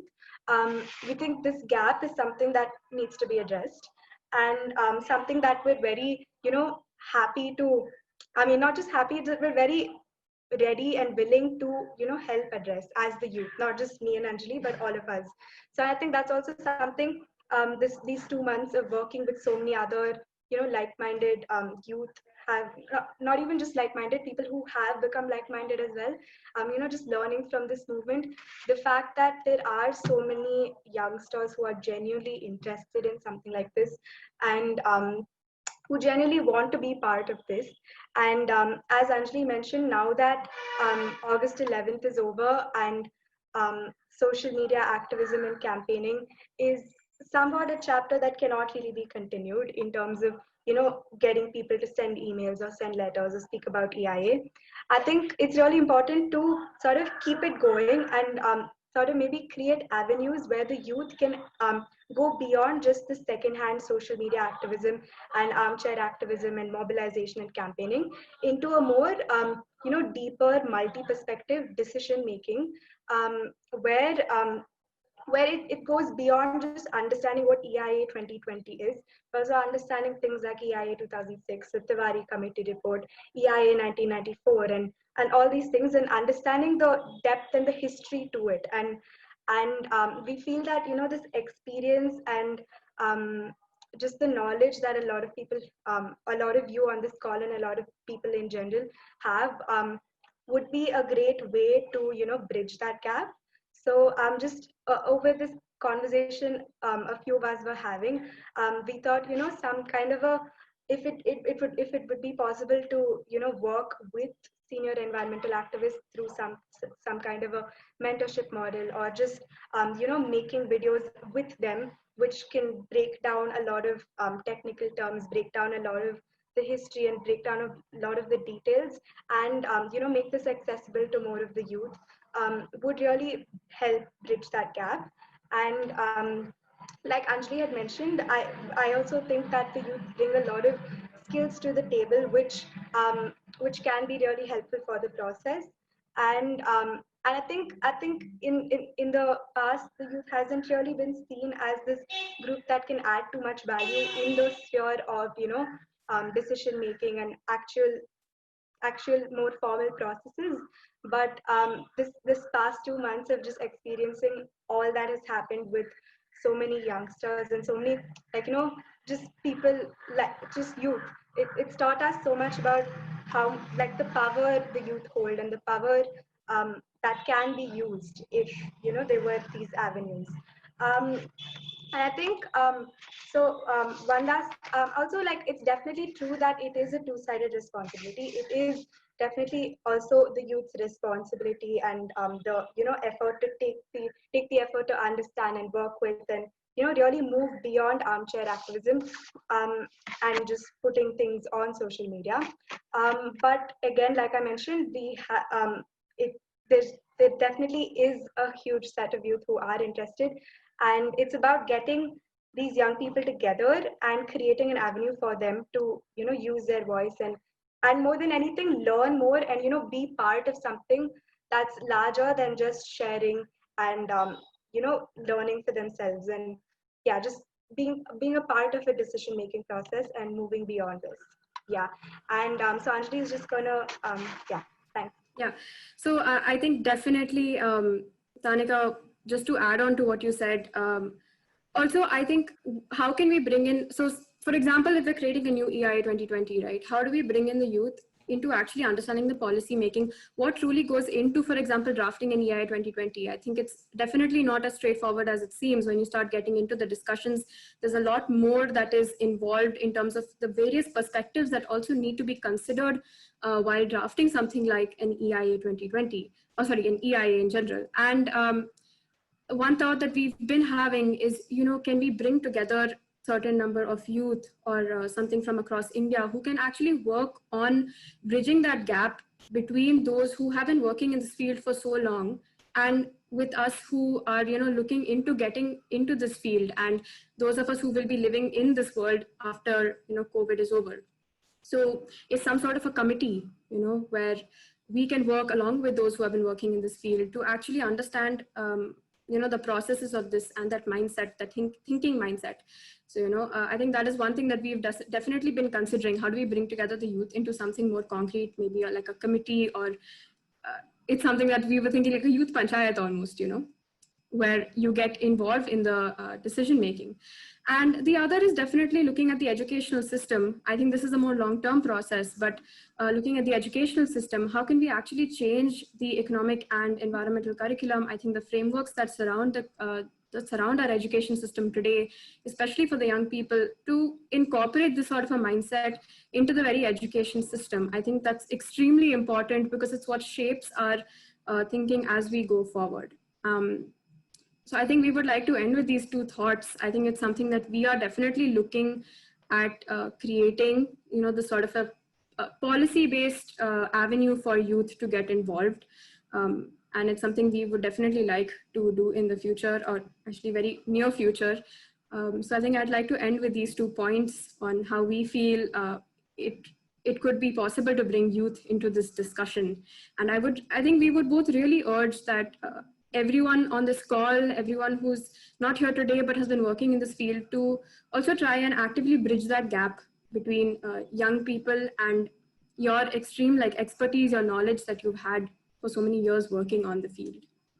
So thank you so much again for having us. And it was great to talk to you all. Thank you, Anjali and Tanika. This gives me a lot of hope because to see young people engaged in such a serious fashion. I've heard a lot about the many workshops that you all have taken by people across the country. This really gives us hope. I lost internet for a couple of minutes. I've lost a little bit of the chat and questions, but Priya has put it together in a Google Doc, so we'll take some questions now. So the first of the questions is from Nitya Skaria. She says, do you think balancing ecological conservation with economic growth and development is even possible under our current economic framework and national goals, or is it the framework itself that needs rethinking? So Professor Gowda or Ramya or Kanchi, it's open to any of you.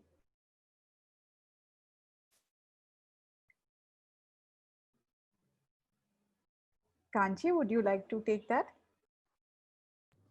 Yeah, I can. I mean, this is just see. I don't think anybody is saying that the environment regulatory framework should not be rethought of. I think that's I think across board, whether it is the government that is doing it or all of us we are talking about it, everybody is entering that room with the persuasions that we have.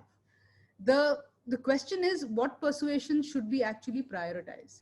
And I think given this moment where you have, I mean, we can seriously think at least on three or four counts. I think one is, where are we on on the environmental crisis?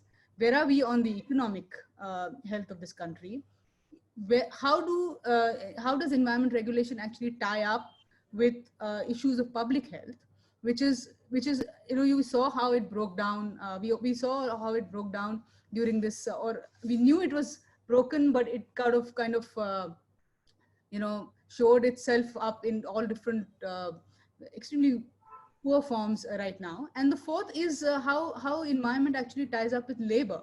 I think if we actually bring in all these four elements at least, other than the scientific apparatus and the technical apparatus that environment regulation already gives us, which we can build on, if going ahead, I think we have to rethink. So no, as I said, everybody's talking about that rethink, and I would put myself out and say that if not complying with environment regulation is actually not good for business.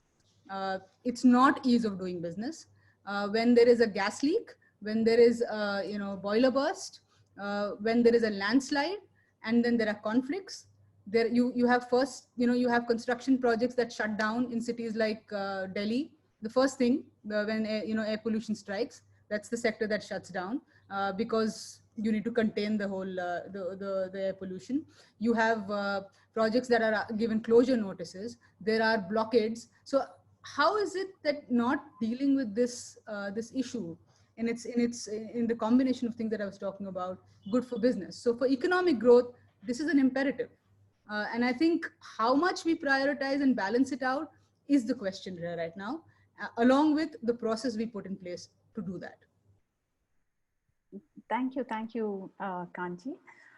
There's a question from Pranav, and some of our speakers addressed a little bit of it. So I'll just read out the question.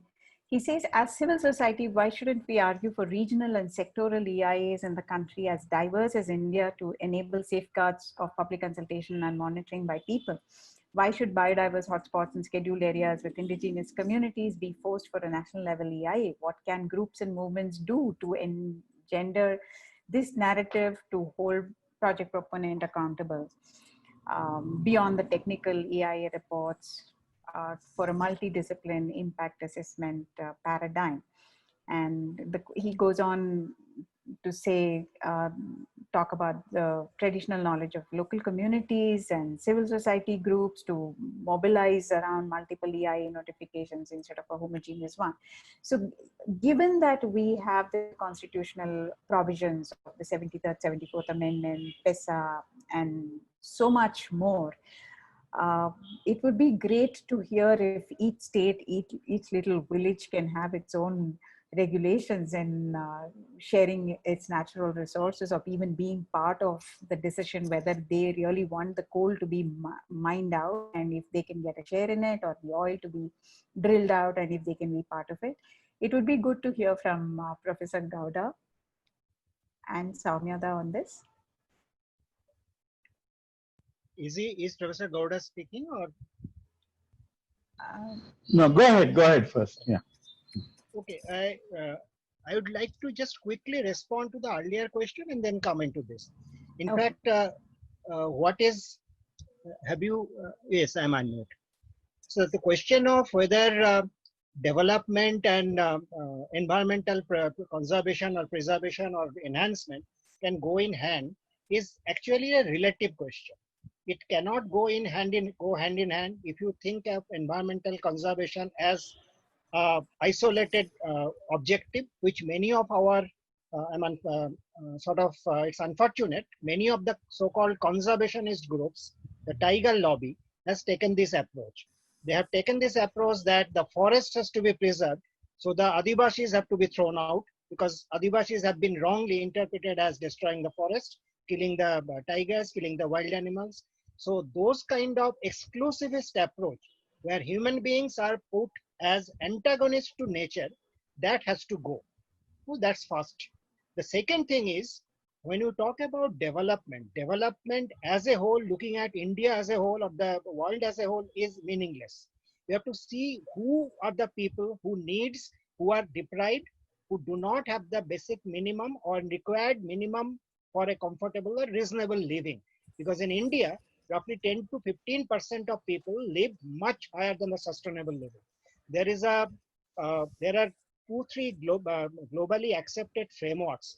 One is called the Greenhouse Development Rights, the GDR framework, that also shows that 30% of the people are highly over-consuming in the world.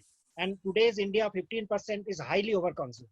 So if you talk about development in Delhi, except in areas where extremely poor people live, there are a lot of areas where in every city and every place, even in rich cities, Delhi is second richest city in or state in India, not the city, state in India after Goa, with 3 times the national per capita income per year. So if you talk about development, like the smart cities are going, these are called development, quote unquote development. So these are trying to further develop those who are already well developed and those who are already over consuming beyond their fair share. So this has to be cornerstone, because already in terms of the ecological footprint, roughly today's ecological footprint for 7.8 billion people is 1.78 times the global 12.2 billion global hectares. So this is the similar situation for around 15% people in India, who are the rich and upper middle class and the upper section of middle class. So for development for them is something else, where development or providing essential living conditions, good living conditions, reasonable conditions to the deprived is a completely different ballgame. The second point here one must consider is whether those people themselves want this and what do they want. And here I'll just quickly give an example. 2009, I was invited by the Niyamgiri movement, and I went to Niyamgiri, went up to the mountain. When we talked to the Dongriya cones and Maji cones down there, and the company was, Vedanta was making a 60-feet road, obviously for their own trucks and all, for mining. So when we talked to them, do you want the road or you don't want the road? They were opposing, you have confiscated the trucks, you have confiscated the machineries. They said, we want a road, we want a 10-feet road so that we can take our produce to the market down there and take whatever we buy up there. We don't need more than that much destruction of this environment. If you call it destruction, it's cutting a little bit of a 10-feet road is a little bit of destruction. There is nothing called zero impact, but that much we accept that is needed for our lives. But the 60-foot road is not for us. It's for the company to cut down the mountaintop and take out the bauxite. So this kind of considerations have to be integrated rather than just a gross macro consideration of whether we can balance development and conservation. So that's one thing. Second is Mr. Pranab's question is that why should we go for a national EIA? National EIA is something which do not exist. EIA, if you submit to the ministry, central ministry for bigger projects. The question of Gram Panchayats or even Gram Shabhas, Panchayats or even Gram Shabhas doing EIA is a little difficult on their own, because people know a lot about their local conditions, but there are a lot of factors where they need facilitation, where they need help from outsiders. They know much more than the locality in some aspects than outsiders, but some outsiders also know some of the aspects which need to be integrated. So this has to be a joint effort. Already there is the state environmental assessment authorities. Some of the assessment is done under their guidance. So this kind of seeing what kind of project you are doing, if you are putting up 4,000 megawatt coal power plant, then saying that, okay, Tunda and Wand, these two villages are going to be impacted in Gujarat, or Godda in Adani's 1,600 megawatt coal power plant, only that particular village will do that, is doing injustice to them, putting them in tremendous disadvantage. So that kind of a blanket decision, the local people will do it, is not right. The role of the local community is extremely important. The knowledge, the indigenous and other knowledge of the society, and indigenous knowledge do not mean which has been sealed off 100 years ago. Indigenous knowledge keeps improving. But along with that, you need other kinds of knowledge, other kind of expertise to bring in to complement each other. And only then you can have a really good EIA, which people also understand. So this is not just whether, why should locals not do it, why national or state would do it.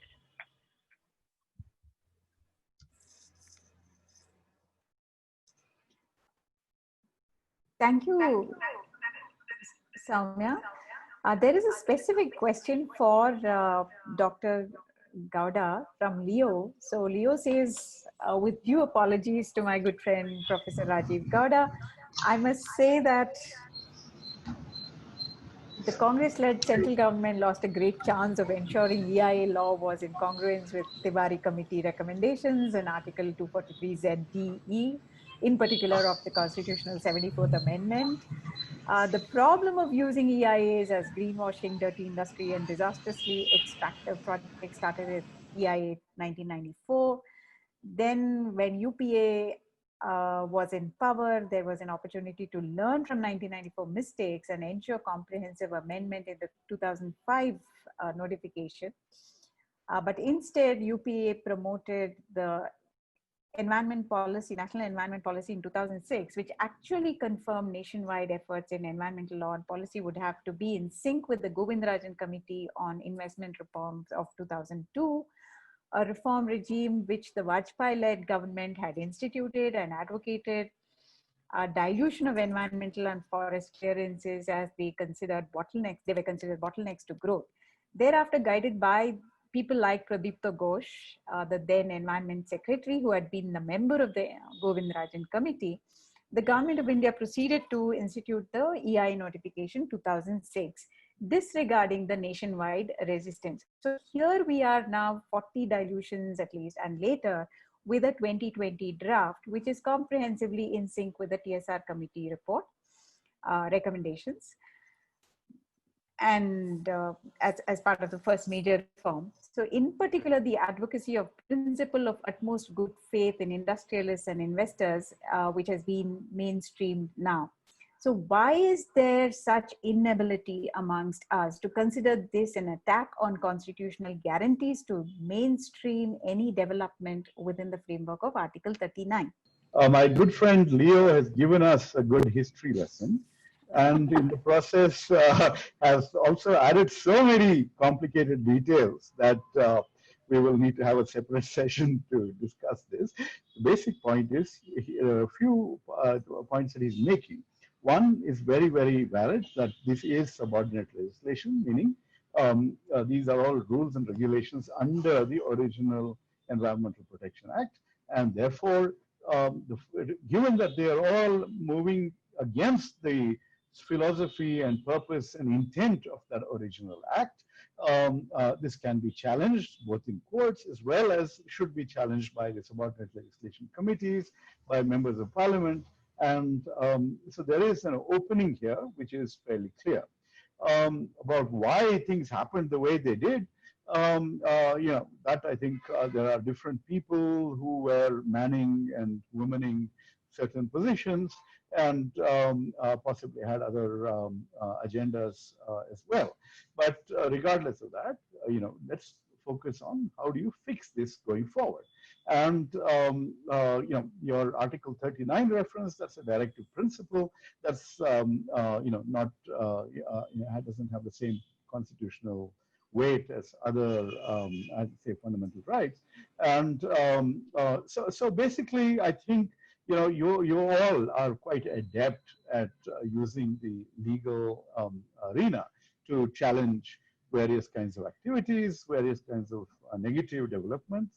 And I think the situation is ripe and open for you to go forward. And in recent times, I've been doing I've done one PIL so far. And, so let's talk. Maybe I'll jump in too.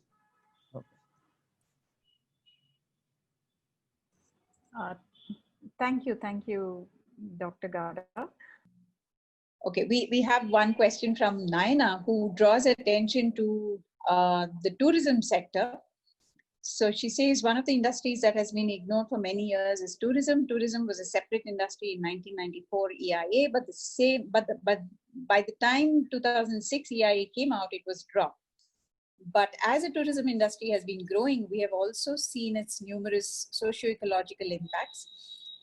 She also acknowledges that Dr. Gowda pointed it out. Scarcity of resources such as air and water is a real threat. Water scarcity issues in popular hill town destinations where tourists come and go has been in the news as well. And this is particularly, what we have seen in Ooty and Kodagu and parts of Kerala right now. So any thoughts of how we could include complex industries like tourism is her question. How can it be brought in? So probably Kanchi can take it.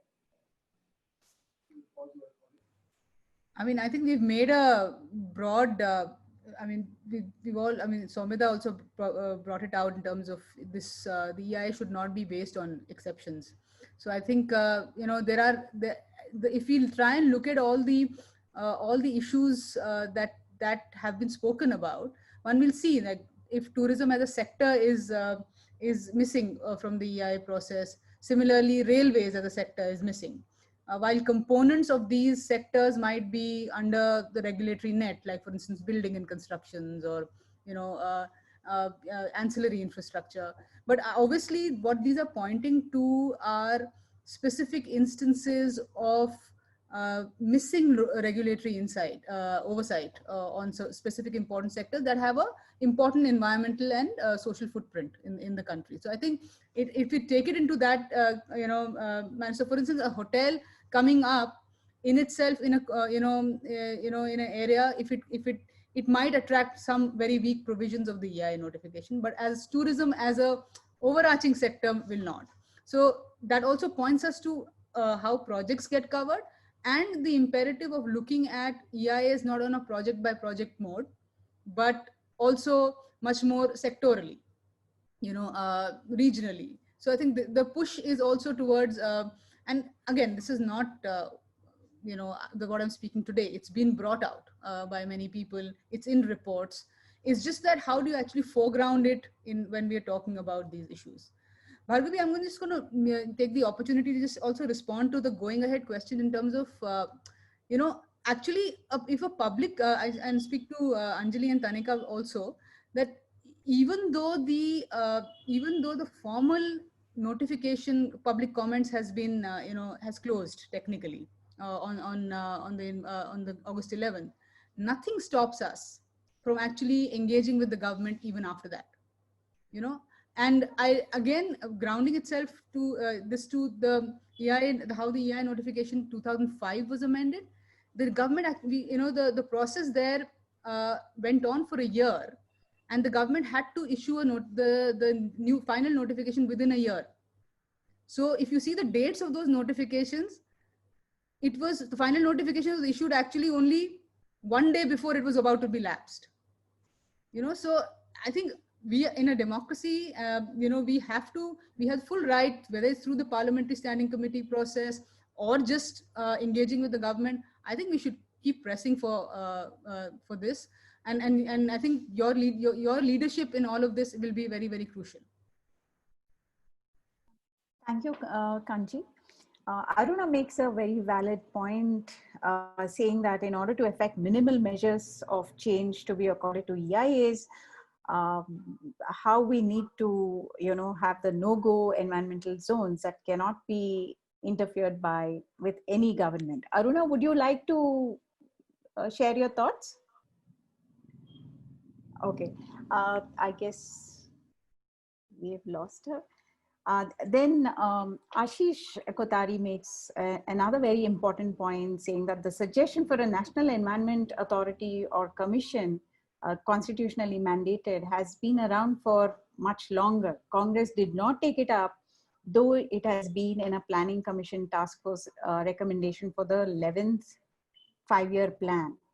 And in 2006, BJP has been horrifying in its treatment of environment, but Congress too was pretty cavalier with regard to clearing many destructive projects. Unless there is a fundamental rethinking on models of development, no party will pay core attention to environment and people's livelihood based on environment.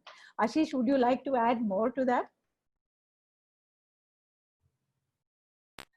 I don't think Ashish Kothari is in the meeting now. Okay. Anybody else would like to say something? Yes, Share you your have to thoughts. unmute me. May I? Yeah, Soumya. Okay, I'll like to mention this very important, and this stands a very clear ground today. If we can have, and this independent body means it has to be a constitutional body like the CAG. Because today, if your accounts, if your government and public accounts, or not government, your public accounts is important, as important to be inspected and seen by, evaluated by a constitutional body, which in normal circumstances is expected to be beyond the political manipulations of the present day. Today, even that is not true, but that's beyond the question. How do you safeguard even that? That's another question. But the country's ecological security is a fundamental requirement for any country. It's not only India. For any country's both economic, social, and political sustenance. So if we do not do a similar constitutional authority, will be very important. It's not only, I'm repeating this, not only independent, this has to be independent constitutional authority, and for that, whatever parliamentary process has to be gone through, have to be gone through. So that is one of the most important asks. Why this has not been done, the parties in power in various times can answer. But right now, I think we should also press for this, that this has to be a constitutional body, not just another body under a ministry. Thank you, Soumyada. I guess due to the shortage of time and the collapse of my internet every now and then, if anybody else wants to say something, I would love to give you a chance. Otherwise, I think we could close. Yes. So with some closing thoughts, so there have been a whole lot of comments more recently now. So T. Swaminathan again brings out a very valid point, saying that EIA is a flawed concept borrowed from the West, and it is an anthropocentric process which considers human interests primary and is willing to compromise on environment as trade-offs. It is time to seriously think about a more comprehensive and holistic ecological impact assessment, which also considers the human interest. I think that's a great point, especially to the youth who are part of this discussion, to seriously see what can be done. So with those closing thoughts, I would like to thank everyone who participated in this very rich discussion. Thanks to all our speakers. Thanks to their very precious time. And we also had some very important people whose voice would have enriched this discussion a lot more. But again, due to paucity of time and poor internet on my side, really sorry about that. But thanks again, and stay tuned to our upcoming webinars. I would now like Priya or Ashish to take over to announce the next webinar that is scheduled later next week. Over to Ashish or Priya. Thank you, Bhargavi. And this was really a great presentation, and the entire session was very interesting with questions and discussions in the chat were also quite enriching. So thank you all, from the speakers to participants, and also our translators, Pragya and Suraj and Hema, for taking the notes. So thank you all very much. And for the next session, which will be on the 18th of Friday, 11 a.m., we have Changing Agrarian Relations, Dynamics of Land and Forest Right Movements in Reclaiming the Lost Political Space. So we have as speakers Hiranya Idhar from VV Giri Institute of Development Studies. We have Professor Dinesh Oberol from Institute of Studies Industrial Development. We have Comrade Nicholas from the Tamil Nadu Land Rights Federation, Comrade Viju Krishnan from the All India Kisan Sabha, and also Comrade Sukalo from the All India Forest Working People's Union. And the session will be moderated by Tista Settlebat from Citizens for Justice and Peace. So I really hope you all will be there to join us once again. Thank you all. Have a good day. Thank you. Thank you, everyone. Have a good day.